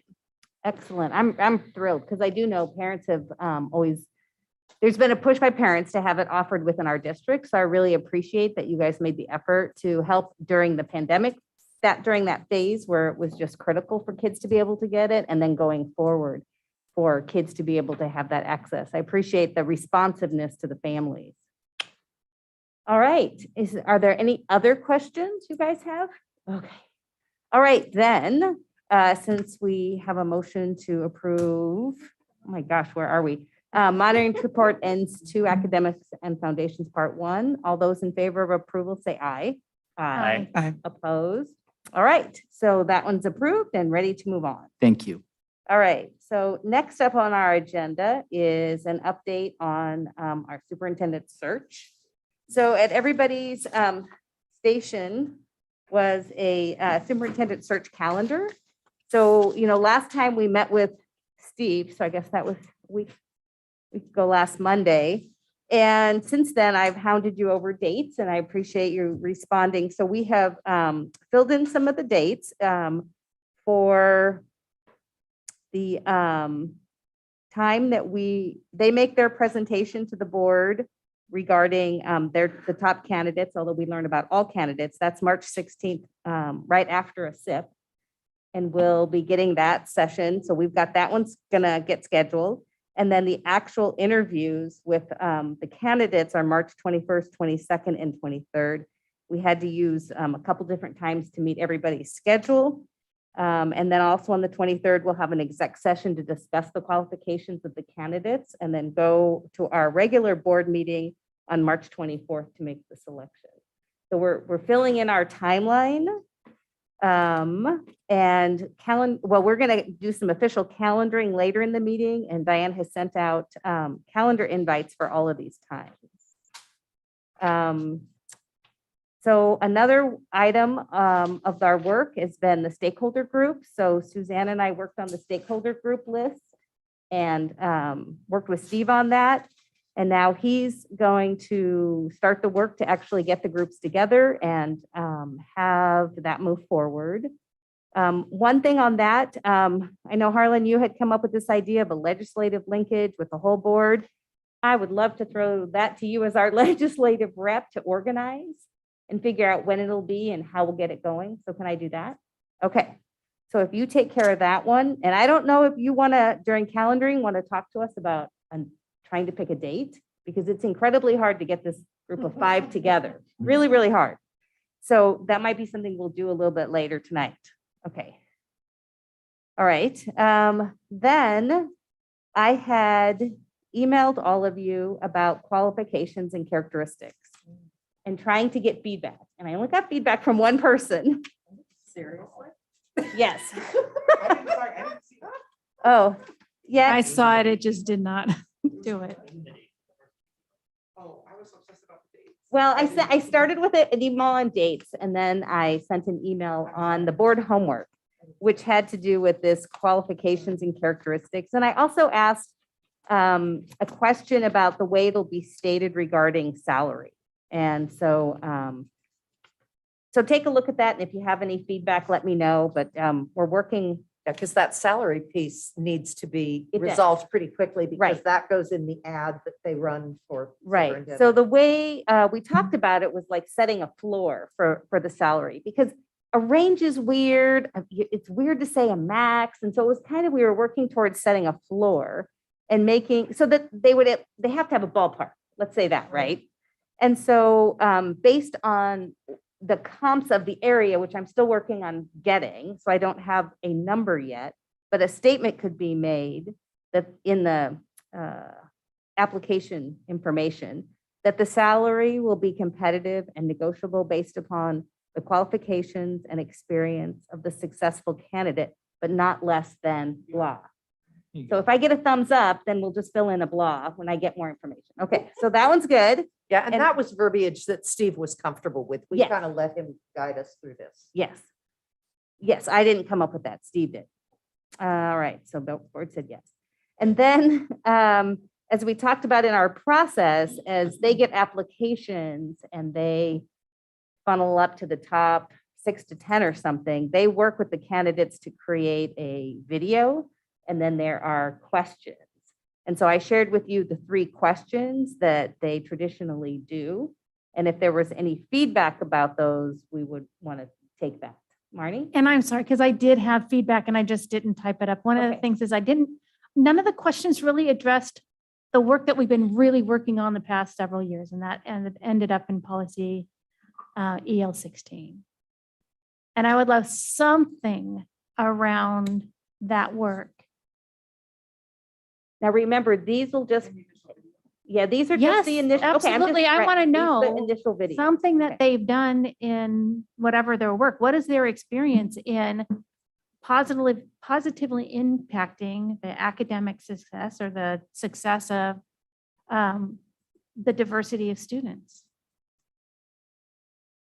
Now, the first question has to do with, demonstrating your passion for providing best educational opportunities for students that have proved to be successful in the improvement of student achievement. Now, we could insert something in there about diversity.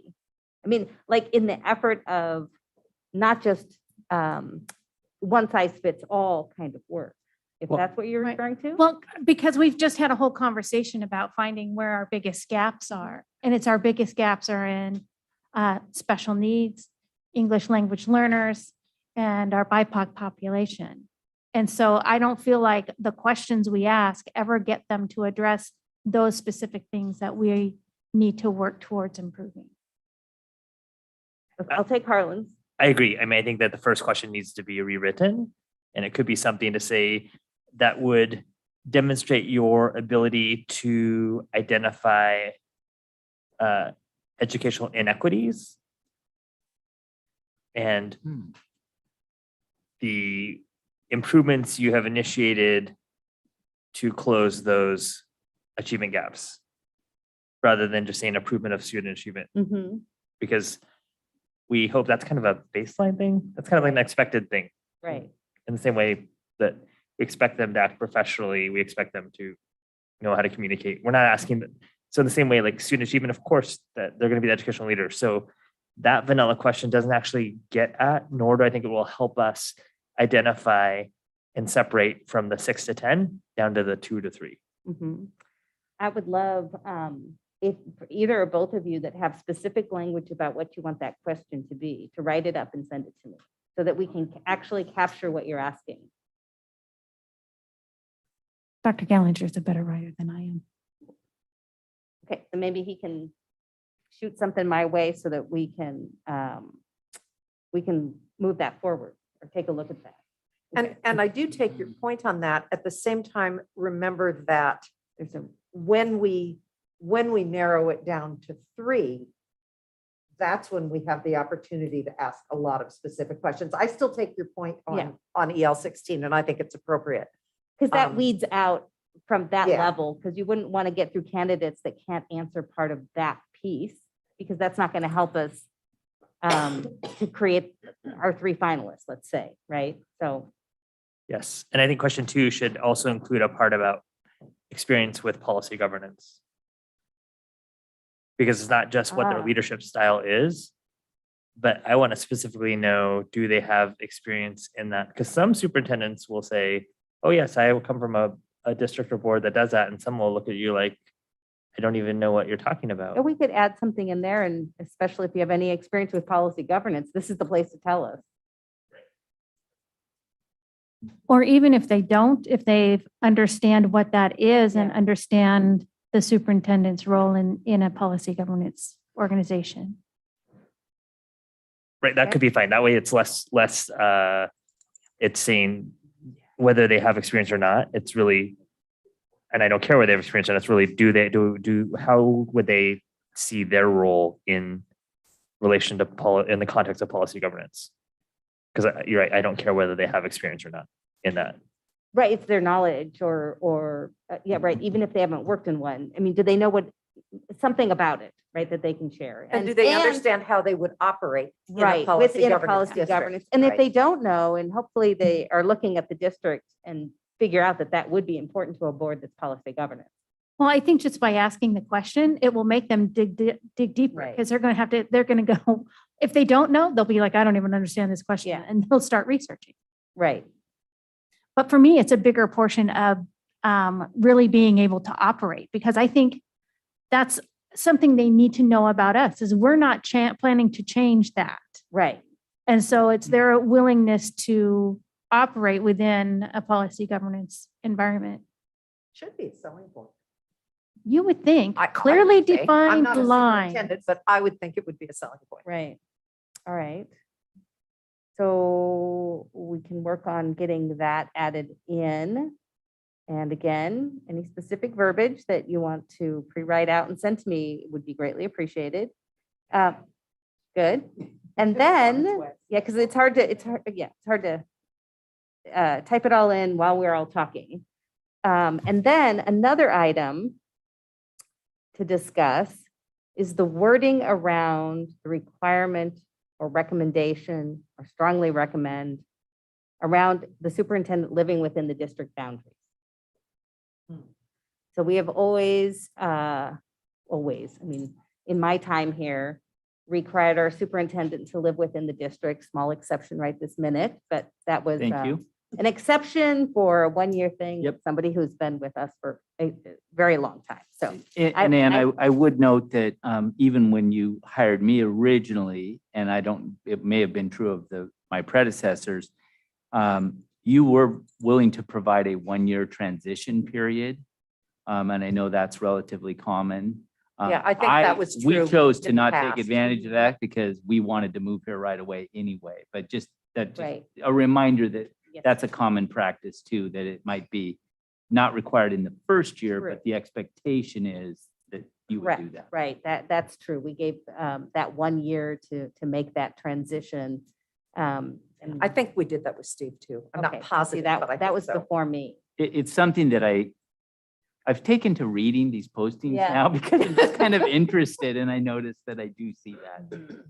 And then that would become language in the contract It as would, well. right, but it would be good to put that indication on the application information so that any candidate knows that if that is where we're going, just an expectation that you live within the district boundaries within a reasonable period of time. Something like that. So is that a kind of, I mean, we're not taking a vote, but I'm looking for kind of a head nodding recognition. This is what's important. Okay. Yeah, it's always been the case and I do think it's important because that we want them, I think, and then we'll go to characteristics and traits, but to feel like and truly be a part of this community. And part of that is living here and working here and being in this community and all the things that we engage in. I can speak from experience that there is clearly an advantage to that. I mean, there's one other slight advantage, but there are times when it's not so slight. It really cuts down your time behind the steering wheel of your vehicle as well. And so there's a Well, and value if there are there. snow days or emergencies or other things, You're it's nice here. to be Johnny on the spot. You can look out your window and go, well, Yeah. it's snowing in Sammamish. Right. I do understand that. Obviously, the challenge you're going to have is you just happen to be probably one of the higher cost of living places in most of the country. So that is just something to be cognizant of. But, I believe we make up for that on the other side. well, Our salaries are yeah, quite that's some what of I was the going to say. areas, so- That's how you address it. You can Right. address that through compensation. Yes, and I mean, admittedly, housing is expensive here. There is a range within the entire district of housing prices. And so hopefully there is someplace from one corner or the other that could meet the new superintendent's needs and still work out. But if that's an expectation of the board, then we need to say this up front. Because we don't want to get down to the finalists who said they had no interest in living within the district. Okay, so it sounded like we were all a yes on that one. Okay, I've got that. Well, and it's a lovely community to live in too. It is. I've been here a long time now. All right. I touched on. Yes, we do have to live here. Yes, you do. Yes, we That are. is In very definitely specific places, actually. very specific places. That's right. I know exactly where I am on the map. Okay, so now we are back to what was our homework of disqualifications and characteristics. And Suzanne did start and did a very good job with her homework. And it came up with a very nice list. And I don't know if we want to, I was going to say, so one way we can do this, and This is why we don't do group projects. yes, because Suzanne does the work for it. She's the words person. She's good. Is if she's okay with it, start with her list and push at or add on to items to the list. And I'm And sure I've then- forgotten I think something that's really great. obvious. but, And as you we know. go through it, then we can say, oh yeah, what about this? And I had some add-ons, and some of this, what it really comes down to is just a difference in terminology. I can say something one way, one word could mean it, but the other word can mean it. Just depends on which word you come up with. And again, this will walk away more from the discussion about this and the words that are on the list, and then we just pass this on to Steve. So this isn't like we have to come out with just clearly one set of words that we all agree with 100%. Well, and perhaps if Steve listens I'm to sure this he as will. well, He's probably out that he'll be able to get to the heart of even what we may not adequately communicate. Exactly. Yes, we can point him Well, to you this. actually should note the time of the meeting that we started. I know. talking about Okay. this, so he doesn't have to slog through the whole. thing. Right. I will let him know it is 9:06 PM. So Suzanne, I'm going to let you start and go through your list and let people, I know you can, it's your list. I'm going to let you go through it and give us a rundown. She broke it down into experiences and then characteristics and traits. Okay. And I'll try to take notes, and to the extent you take notes. All right. My first one should be a superintendent or an assistant superintendent of a mid-sized district.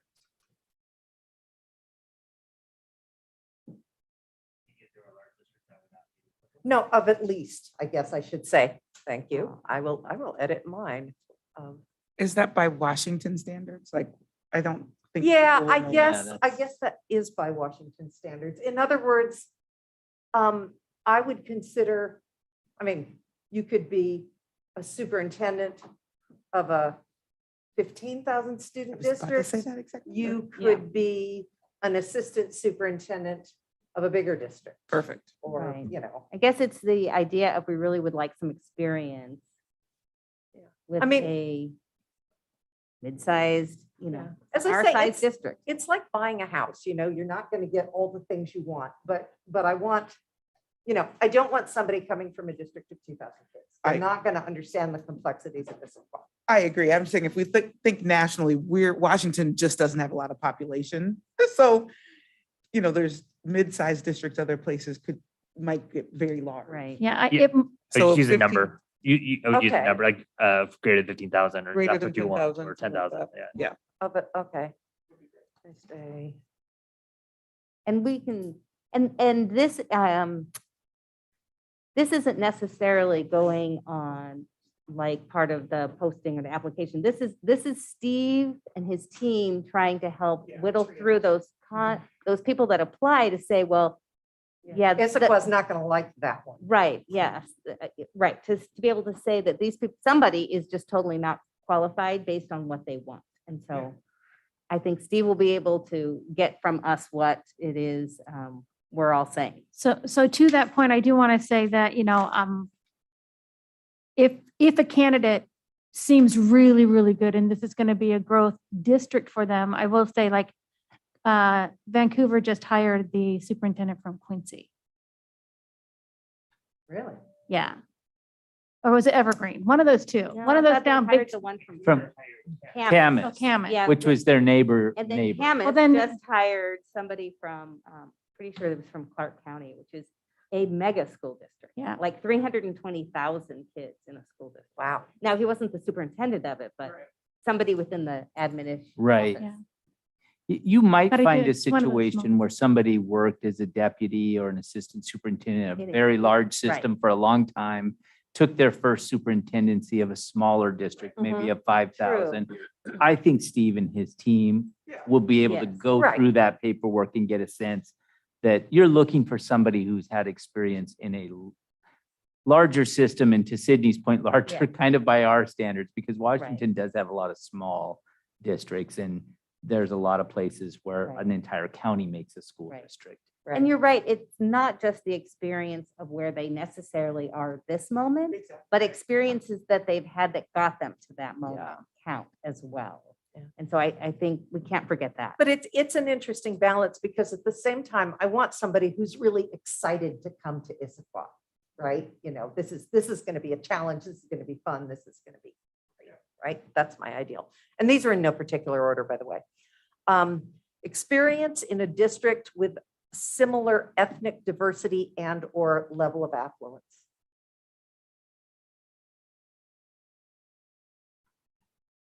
Okay. Keep going. Uh, Let somebody interrupt you. Able to address issues with both high achievers and aspiring learners. Has implemented or managed an equity department or cultural competency program, to scratch Marnie's earlier itch. Experience in dealing with labor unions. And multiple. I said unions. I know. Experience in managing large construction projects. Which you Just still have. maybe. And you know, these aren't all like deal breakers, but Right. these are my ideal things, right? Classroom experience. I think this is the wrong time to go out and hire a CEO. I think we need somebody who's been in the classroom. Well, don't most principals have classroom experience? They don't have to have. Okay, well, No, but I mean, I think having both, like, do you want someone that's Oh, never been a yes. principal? I see what you're saying. You're really, I mean, when Okay. you started with it, that they're a super assistant soup at a large district. So they, That doesn't mean that they've been a principal.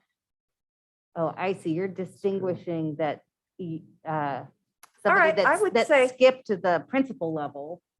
all right, Well, I'll say. I Could mean, have I been can- a director, gone up to the curriculum ranks or something. I mean. I think we it's just a fair hired point. somebody that was a classroom teacher who's now in our student at, interventions. So that's moved to the Okay. central admin and could never have been a principal. All right, well, let's throw Right. in classroom/principal. I'm fine with that. I mean, because we have 26 principals, so Yeah, I didn't actually think about that. I was Yeah. thinking of the sort of in my head, the natural progression, but you're right. And I think Obviously, they- we'd Go to admin sooner. how our district does it is the superintendent does the final interviews for principals, is that? Yes. So I guess if Hire they're gonna all be the of ones them. selected to be the final approval for principals, I would want them to have sat in that seat. But Yeah. that's- Again, I've been at this seat of a district that didn't have a superintendent that had been a principal, so I guess I'm a little biased. I share the bias, and the proof is in, if you look at the people I've surrounded myself with, the vast majority of them have been principals. It's not a must-be kind of thing, but I think here's what I would say, the closest experience that I've had in my previous work to being a superintendent was when I led a building as a principal. It's just a much smaller scale. It's a good proving ground. I don't think there's absolutes in anything. I just want to be clear Yeah. about that. But when you're talking about kind of preferred characteristics, I would agree with Dr. Gallinger that having principal experience is really good experience to have. Okay, experience with or knowledge of Washington State's funding system.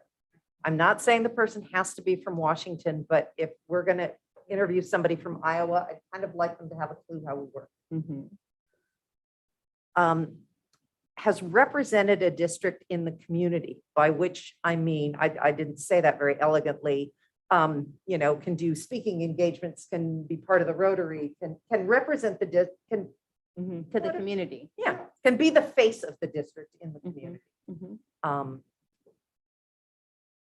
And then, yeah, I just threw in for fun, familiarity with analysis of disaggregated data. And to that, I would add, and I wouldn't know how to add, but a strong respect for data analysis, because as you go through all these monitoring that. reports, right? We have been for many things data driven, right? And so I would want somebody that has a healthy respect for that. Susan, what did you say about the Washington, was it laws or funding? I said Funding Washington system. State's funding system. Yeah. Yeah. There, oh, I was gonna say, and there, I didn't see anything in there that was specific to like financial management and budgeting, but No, that could be good. um, Up with construction projects. yeah. What experience with Management and accountability, maybe. Mhm. Okay. that was what I had for experiences.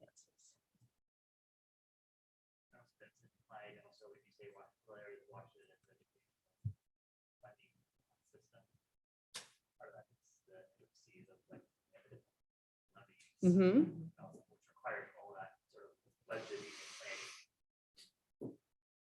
Yes, that's true. It kind of fits into that as well, right? Yeah.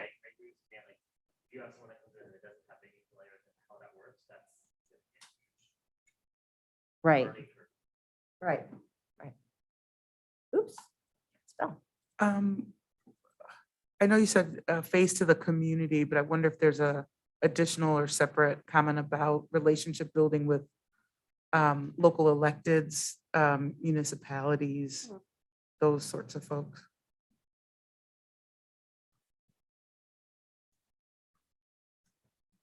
Yeah, given that we have 6 different jurisdictions, yeah. Yeah. I was thinking because we talk about it all the time, the community talks about it as, somebody who has the ability, both written and verbal communication skills, but an understanding of different ways of communicating. Yeah, I was going to get to that in characteristics, but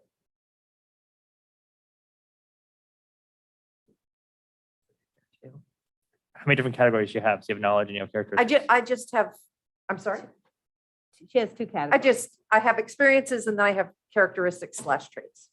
Oh, and so maybe we should go through that list and then we can still bounce back to the other one, because then you Okay. can see the whole list and whichever categories it goes in, some may overlap. Okay, integrity, right? Somebody, that speaks for itself. And I had trouble coming up with words for this. I put candor / transparency. What I'm really trying to say is don't manage the board, be a partner with the board. I've been managed before, I didn't like it. Somebody who is an effective manager. Well, and just to the, and that's incredibly important with the communications with the community, as far as. Yes, that's true too. So and that's where it gets into what's the exact word that kind of gives this, it's both being honest and transparent and, being able to communicate with the community in a way that both feels like, they're really listening to the community and they're sharing with the community. But I do also want that candor. What Ron brought to this job was the willingness to say, you know what? We tried this and it didn't quite work out the way we thought it would. And a lot of people won't do that. And that's kind of what I mean by managing the board, only telling the board what you think the board wants to hear. Well, and that goes to the community sometimes too. Yeah, that's true. That's true. Okay.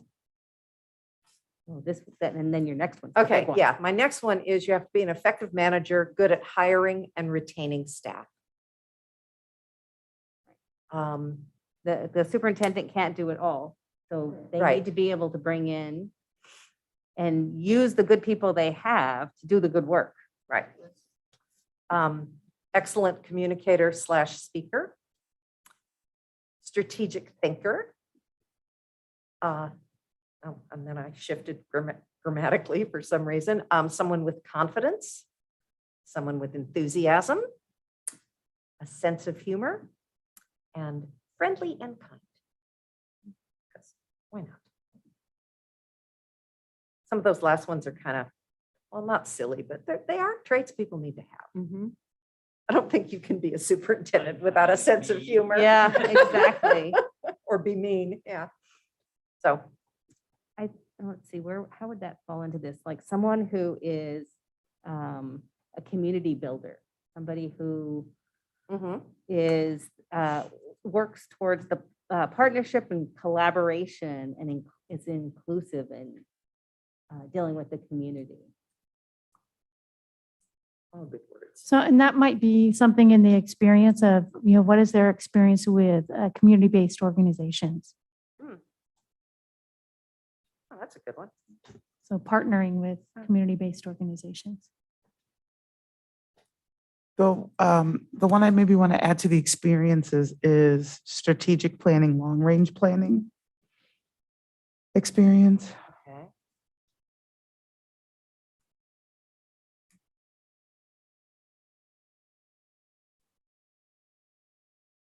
Yeah, I think when we started policy governance, we kind of went into, we don't need a strategic plan because we have ends. And I think it's taken us a while to realize, yeah, you still need a strategic plan Yeah. that works around your ends. I had written down another one that was kind of leads with passion for the student experience, their learning outcomes and mental health. Is that a trait or experience? I don't know. It's like they're driven by the best student experience.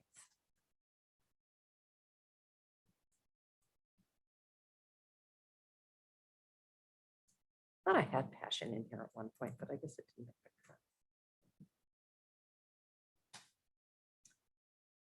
Yeah, and that goes back to what I said earlier. I want somebody who's excited about coming to Issaquah. I want somebody who looks at our demographic and says, ooh, that'd be cool.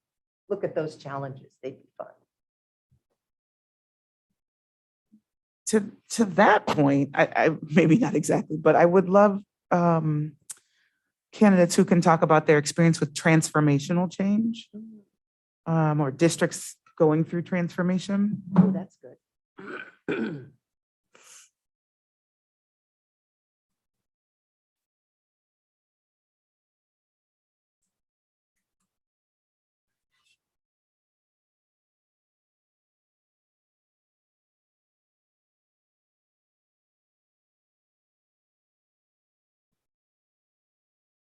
I know your fifth one was about like leading an equity department. I guess I would really want to see their experience in really fueling or driving the work for educational equity. Well, and that's why I said implemented, but yeah. I mean, I guess for me, expanding beyond just education, the equity department, I mean, like educational equity is so much about what we care about and have been focused on. So I really want that to be, it's more than just like having an equity department. It's gotta be through their DNA. Otherwise, it's not gonna work. And I think for the communication part, since that's such a big deal for us, I think excellent communicator is a given for the characteristic, but I would love somehow and I don't know how you would want to word this, but known reputation for being an excellent communicator under the experience rather than characteristic. Okay. Because it really elevates that to like they should be we're hiring someone who's like known in their community as being an excellent communicator. Okay.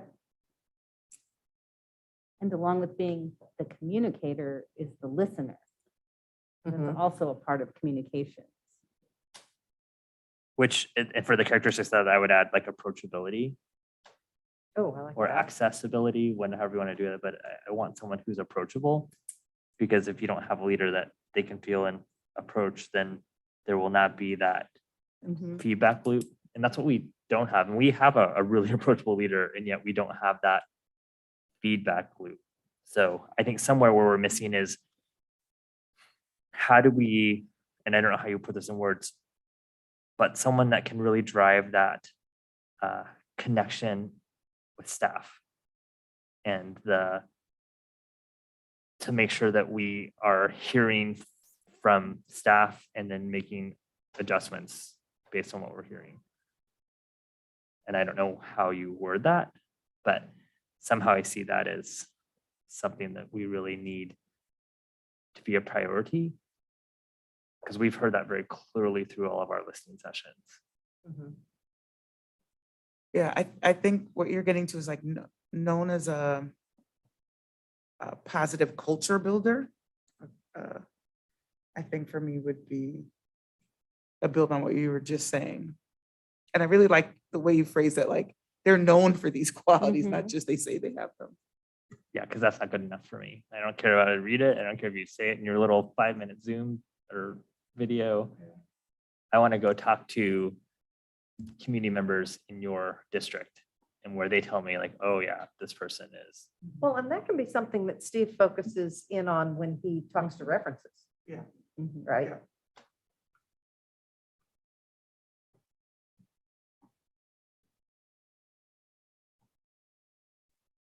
And then I think also missing the experience here, or maybe you meant it with like sort of data or sort of aspiring learners, but I would specifically call out experience in improving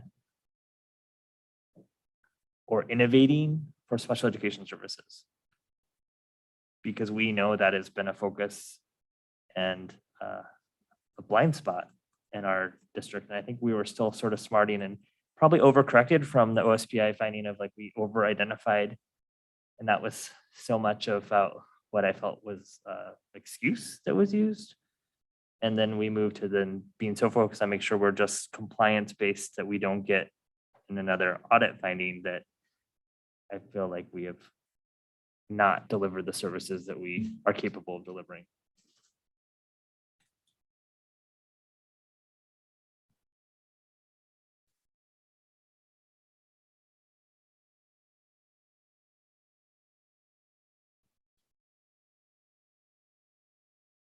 All right. So we can go through our notes and we'll pass this on to Steve. If anybody has any other thoughts that they want to send our way, go ahead and send it to me. And I think on this, that the actual wording of it isn't that important as it is just communicating to Steve and maybe having him listen to this, I what's will. it been, 15, 20-minute Yeah. conversation about, the things that are important to this board. I almost put in there something about experience in dealing with highly engaged families. But I didn't quite know how to say it. Yeah. I think just like that. Okay. All right. So we've got that. And so sorry about that. And that's I'm okay. usually very good at my homework. Yeah. And I well, was you're so real good about fixated on responding to my calendar. dates. I was like, me and I know. my calendar's Well, so the dates rough. were crazy, but I think we've nailed it down. And so I think that was all the items on my list to update you on for where we are with the superintendent search.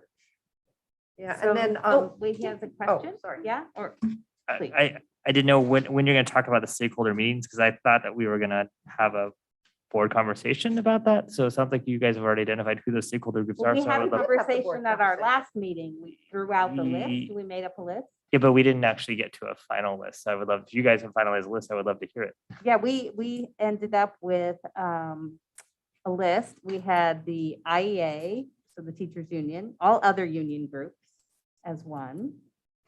Staff, any staff, teachers classified, any staff. A session with principals and assistant principals. So, So that's okay, can you slow down? Okay. So IEA, you mean IEA as in the League Teachers Union. leaders? No, but I mean, is it IEA as in just the leaders of IEA, or IEA as in all IEA members? No, the leaders.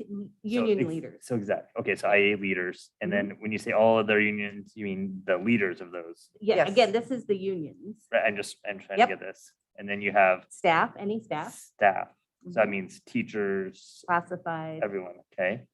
That not in admin, because I'll get to a one for there. We had principals and assistant principals, so the building level administrators. We had the cabinet, which are the executive directors, assistant superintendent, CFO, deputy soup. I think those are about the right names or labels. And then another one with district office staff, so people basically in this building. And then students, so we said 2 to 3 students from each high school and 1 from each middle school. We stumbled on the idea of alumni and how to be able to effectively reach out.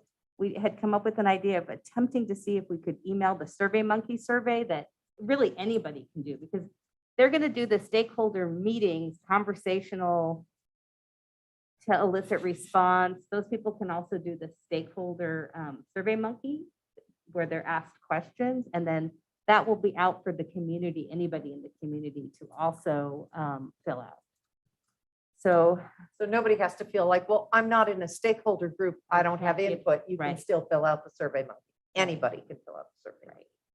Then we had a stakeholder group with a staff of color and one with parents of color. And the expectation is to work with the equity team to try to help us identify or promote that to get people. And then a session with special education staff and parents. Together or separate? Together. And then a session with the PTSA Council and volunteers for Issaquah Schools. Together or separate? Together. A session with Issaquah Schools Foundation. And then a session with service groups where we talked about like Influence the Choice and Kiwanis or Rotary, community groups, service groups, and then just a general session for parents. And then Harlan, you were going to work on creating the linkage with the legislators. The rest of these would all be run by Steve and his team. And just one with parents? Because again, the SurveyMonkey can be out there for just anybody to be able to respond to. But then I would say the SurveyMonkey could also be out for just this building to respond to. So the fact I'm a little confused, and I think the prioritization, so we have 2 for the people in this building and 1 for our 20,000 parents. So I guess it'll depend on the type of response they get. I mean, they could certainly do, if they end up figuring out, I think it'll be hard to figure out how many, and I don't know their full mechanics of figuring out once they put it out, who they get back that want to participate and how many.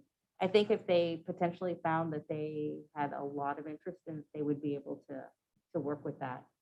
They did mention that as in their approach of once you identify the stakeholder group, that they could run multiple sessions of that stakeholder group. So it didn't have to be one session per group, but you had to identify the group. That was one of the questions we asked last meeting, I guess. And these We will were be, with them. well, and yeah, these will probably end up mostly being on Zoom.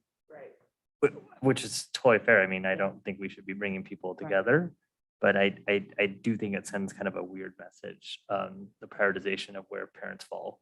So at the very least, I think we should ask for them to do 3 at a minimum, at least by feeder pattern or by time of day, so that people that can do before work or midday, so like a lunch hour for a lunch and learn, an evening one or a morning one, or by feeder pattern. I don't care how it is, but having a single one, I think just sends the wrong message of we're going to have administrators that get 3 with principals and assistants, cabinet and central admin staff, and parents get 1. I'm not okay with that. And like we said, it didn't have to just be one session. I appreciate that. I think we need to be very clear about that. So then we don't get to Yeah, no, we can make March that note. 10th and have it be like, oh, we only heard from one, we only did one parent one. Well, we can make that note. Before we move to our next agenda topic, I think we missed it for the last agenda item and for this one, public comment. I can ask now, yeah. That'd be good. Is there anything else in the stakeholder group before I do that? All right. Yeah, Stephen, is there anyone, or I guess I'll ask if anyone does have public comment at this stage. If Stephen puts it back up, I can see the raised hands. Okay. All right, thank you. All right. I think we hit on our items for that. All right, and now we're on to legislative matters. I have no updates. I've just been trying to tread water at work, doing the same sort of staffing challenges and everything that our superintendent team has been doing. So that has been my world. But it sounds like Dr. Moraldo may have updates more than we want to hear. So I'll defer to her. I'll have to check. I know that I was sent something and I'm not finding it here where there was a list of some of the bills. Marissa was kind enough to send me some bills that were related to youth behavioral health and drug use and abuse. And I have to look this up. So if I don't know if somebody wants to do this now, but she's like HB 1759 is next Thursday. Let me see, is requiring school districts and other public entities to make information from the Department of Health about substance use trends, overdose symptoms and response, and secure storage of prescription drugs, over-the-counter medications, and firearms, arms and ammunition available through their websites and other communication resources. I'm trying to think, I know that there's some around funding, and I know that Lisa talked, Representative Callan talked about looking at the school counselor ratio. So there is a bill in relation to that, but it's a very short session. I mean, they are starting to really address bills. So if you go on the WASDA website, they have a list of bills and they'll keep watch. And if you find something that you're like passionate about, Marissa would love to have speakers. It's all done remotely, so you can log in virtually. And usually they're only giving about a minute because so many people are logging on. But it's a great opportunity for us to get our voices out there. I would think in our next conversations, I would love to be able to show some of our data from the past year and say, this is what happens when you give $7 million of COVID support for a school district of 20,000. I do know that the Senate Ed Committee had hearings on the hold harmless on enrollment bill earlier this week. My understanding is, to my disappointment, that there are some significant headwinds from some legislators.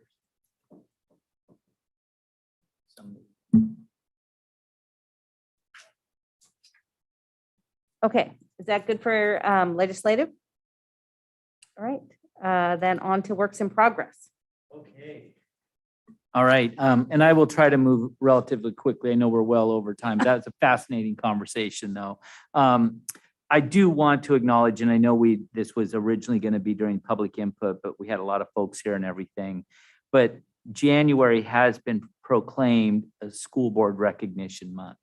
And I'm going to go ahead and read through this. I'll try to be quick, but whereas the mission of Washington's public school system is to assure that all students achieve at high levels and possess the knowledge and skills to be responsible members of our democratic society who enjoy productive and satisfying lives. And whereas Washington's 295 locally elected school boards and 9 elected educational service district boards are the core of the public education governance system in our state.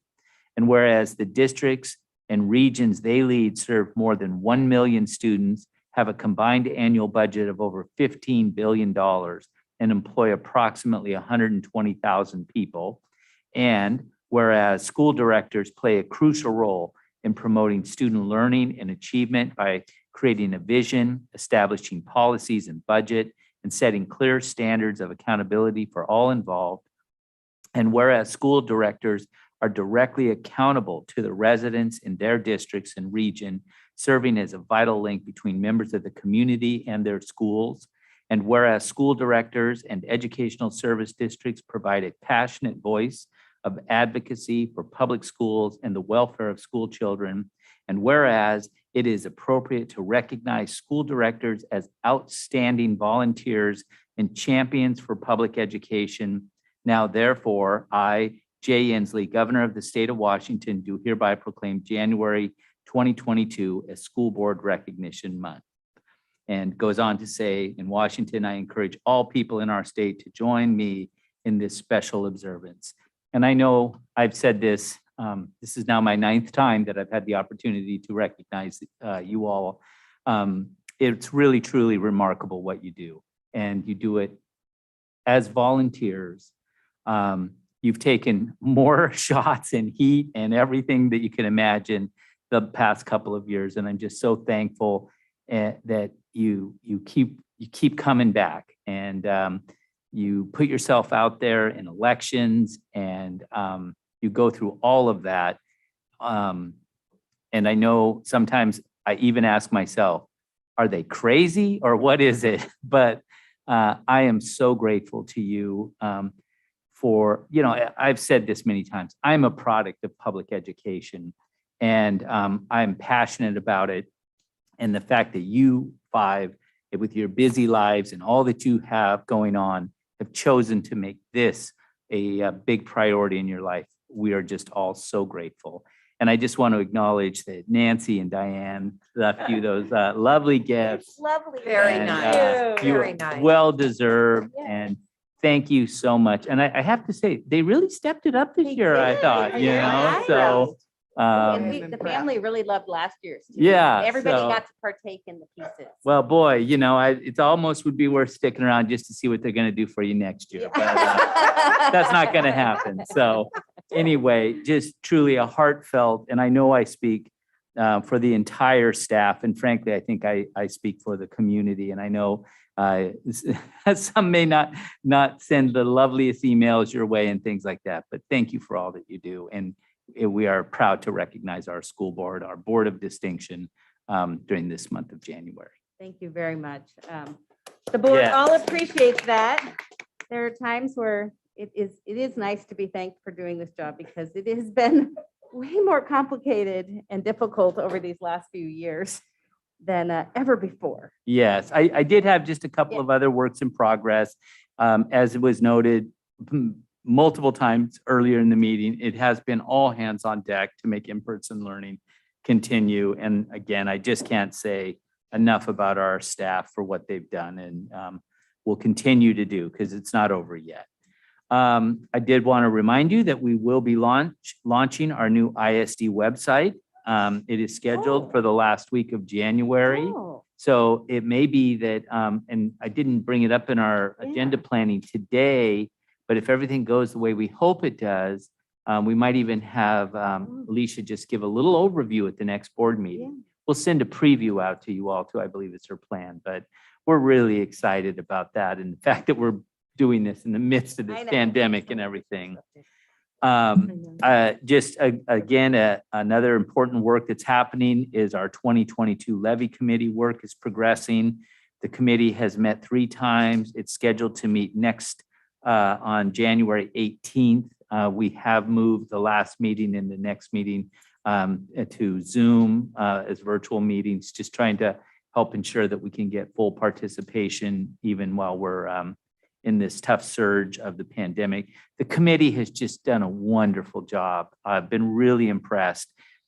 And let me just say, and I will say this to the committee when I get an opportunity, I recognize that we're asking this committee, in some ways, this is probably the most challenging levy committee. And I thought that the post-McCleary ones were going to be the challenging ones.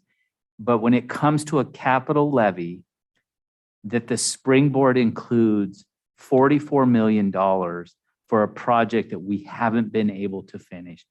I recognize how difficult that is for people. I really do. And that this committee is having to wrestle with that right now.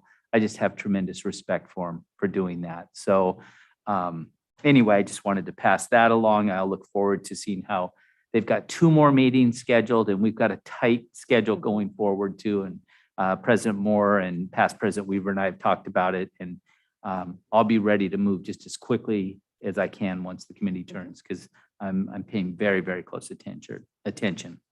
And then lastly, just a reminder, we don't have school on Monday, the 17th, in recognition of Dr. Martin Luther King Day, which is, we're very excited about that. And yeah, so that's kind of what we've been up to. Great, thank you. So now we'll move into calendar and future agenda topics. And so to piggyback on about the levy, just to know that, as he mentioned, there are 2 more levy committee meetings. And so our plan is that Ron would bring us the levy package on our January 27th board meeting. And we all agreed to start that meeting at 4:30, our work study. So we'll have a work study from 4:30 to 6, so that we'll be able to hear in details about the levy package. And then we'll come on to the regular board meeting, hear more about the levy package, and be able to look at draft resolution and ballot language. And then that'll be the opportunity for the board to take a look at it, understand what the committee did, understand what the superintendent is recommending, and then decide our path forward regarding accepting the package, changing the package, whatever you want to do. Then officially there'll be a resolution and the actual ballot language that also has to be approved. So if we were to make any changes, it would be sort of become a 2-step process where we would be directing the superintendent to those changes if they affect the resolution and the ballot language. So we'll work through those things, the January 27th and February 10th meeting. Okay. And then we have going forward, I know Marnie and Sydney met with our student reps. And so unless you want something different, you're on our January 27th board meeting. It's going to be a long board meeting, I tell you. Okay. Forewarning. Our topic is going to be really great. Okay, it'll be positive. That'll be a good thing. But it's going to be a long board meeting because we have a number of things. And then another thing I'm going to throw out to kind of get a feel for is, the work is being done on what is being called the Holly Street Early Learning Center so far. And they want to put a label on it and put up a sign. And it's not technically a school as in a K-12 school. So it doesn't 100% have to come to the board for action to name, but it's still one of our buildings and our facilities, and it's part of us. And so we wanted to throw around some thoughts on how the board could move forward. If we liked Holly Street Early Learning Center, we could choose to use that and let them use the label it sort of had. It's right there. It's kind of location driven, and it makes it clear it's an early learning center, which it is. Or we could take more time and work on thoughts for this. It's because, again, it's not a school. It doesn't have like a core team that is out there with the community coming back with name suggestions. I'm just kind of starting this process to think about where we could go. I really like Holly Street earlier. Suzanne and I said that earlier do too.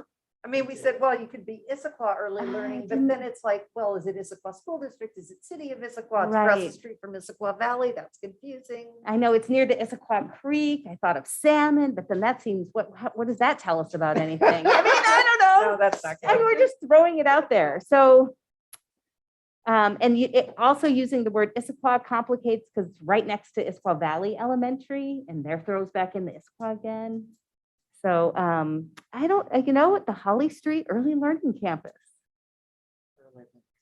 Oh, center. That works. So I don't know if if everybody's okay with that. Yeah, because technically it wouldn't fall under. It doesn't. Our policy. It doesn't fall under our GP that says only we name schools. But if we want to involve us in this idea. Your current experienced superintendent had enough sense to know, I probably should run this by the school board. Because it really is one of those things where actually should we be changing our GP now that we're going into early learning? But that's another subject for another day. Could be. But it sounds like we're getting some head nods over this Holly Street. Holly Street, Early early people learning. nodding their heads anyway. Yeah, okay. Is that a grimace behind your mask, Dr. Gallinger? I don't know. We'll let that, we're not in a big hurry. I'll let it percolate a little bit. Yeah. This was all generated by an email from I know. Philip, our project manager, Right. saying, hey, I'm about ready to got order this a today. sign. Did but we ask no. staff? I don't know. I wonder if actually the what- building staff would have any other opinions. but- Well, we could check in with them. I can check in with Dr. Bailey and the team over there, see what See if they have thoughts. See if they have grown to like the Holly Street early learning, because that, I don't know, that's how people around here that have referred to it. Do they refer to it that way? I believe so. Okay, well, Yeah. yeah, check on that and see if, how they're feeling about it. Yeah. Okay. All right, and then we'll bring that around just for Yeah, another we discussion. can circle back to it. It's Yeah. not a pressing No. matter. Okay, and then here I could give it back to Harlan if he would like to try to finagle a date for this legislative linkage. Oh, wait, you want to do that now? Well, he can, well, can then, if he doesn't want to do it now, then I'll leave it to him to email all of you. So what would be the purpose of this linkage? It's the stakeholder the meeting. Okay, stakeholder so group. after, but we can't do it after session because that's still not enough. Oh, when does session end? Session No, end. no, it'd have to be by the end of February. Would it be in person or on Zoom? Zoom. Zoom. That's easier. Yeah. It would definitely have to be later in the evening because they go pretty late with, if they're on the floor in committee meetings. And are we talking about state legislators? I thought we were talking about city councils. Are we talking about both? All of the above. All of the above, okay. So you also have to figure out a night that isn't an Issaquah City Council meeting or a Sammamish City Council Or a meeting. Newcastle City Council. Yeah, I think it's meeting. gonna be, I think a Sunday night will probably be what we'll target. Okay, well, I'll leave that one to you. And then, so we have, maybe we'll leave these dates to the next time. Diane, and maybe, maybe with these dates, you can either just make a motion for them, or could we put them like on a consent agenda at the next meeting? Because everybody's in theory agreed to these dates. Let's just put them on the consent agenda. So you have all the right words. Okay. Yeah, that's true, because we don't need it instantaneously. Oh, sorry. Yeah, Sydney.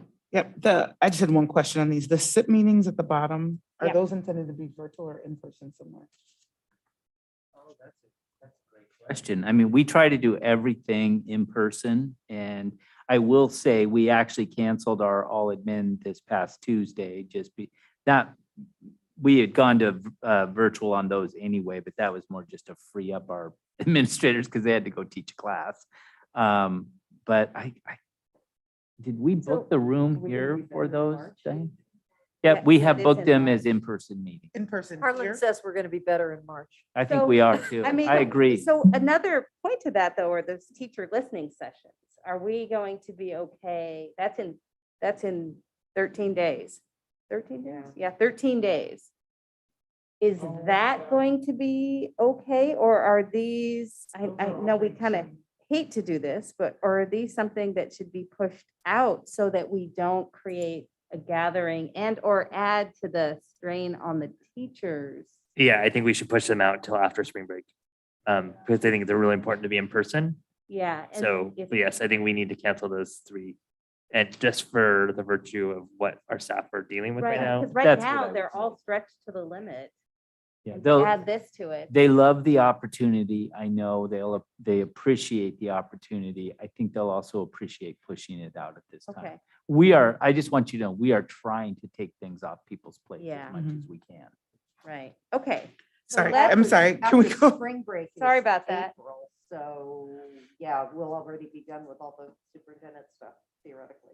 Right, as far as us, and hopefully by then, they will be in a better place, or we'll make different choices, about it, but, all right. I just want to, back to the SIP. I just want to double check. In person here. Yes. Yeah. Okay, that's just, it's a scheduling. I want to Yeah. make sure I've got the scheduling Yes, right. in this board room. Yes, and the whole thing on the 16th was we do the SIP, we grab some dinner, we do the. Oh, that's and tied we to that just one. keep it Yep. Going In this room. in the Okay, perfect. exec session as I know, late as so 8 that will o'clock. be a long day. I know. Fun times with Okay. the school board, but they Well- will feed you. Well, I'm glad we did have that discussion. And so then you can let staff and or whoever know about the teacher listening sessions that we're going to postpone them.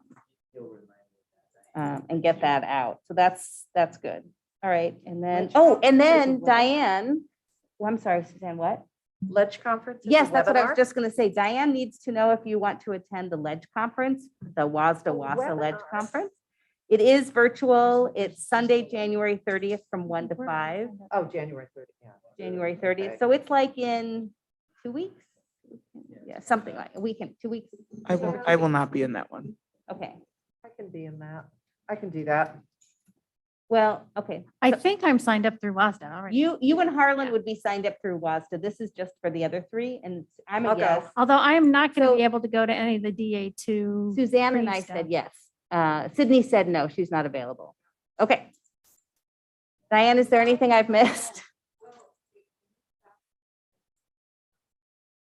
Oh, did I just skip right over I that? was gonna mention that. Oh, I was trying to get us done. Okay, did anybody have anything on announcements and correspondence? Oh, I know why, because you talked about the levy committee and works in progress, and I wanted to segue into our plan moving forward. That's why I skipped announcements and correspondence. No, I'm not blaming you. I'm saying I was just trying to tie into it. Okay, did anybody have anything they wanted to add for announcements and correspondence? No. Okay. All right. I had one with ISF, but that's okay. Yeah, that's a, Janelle's like, I've been waiting. oh, yeah, right. Yeah. No, I had an no. exchange with Cornell, that's all. Email. All right, then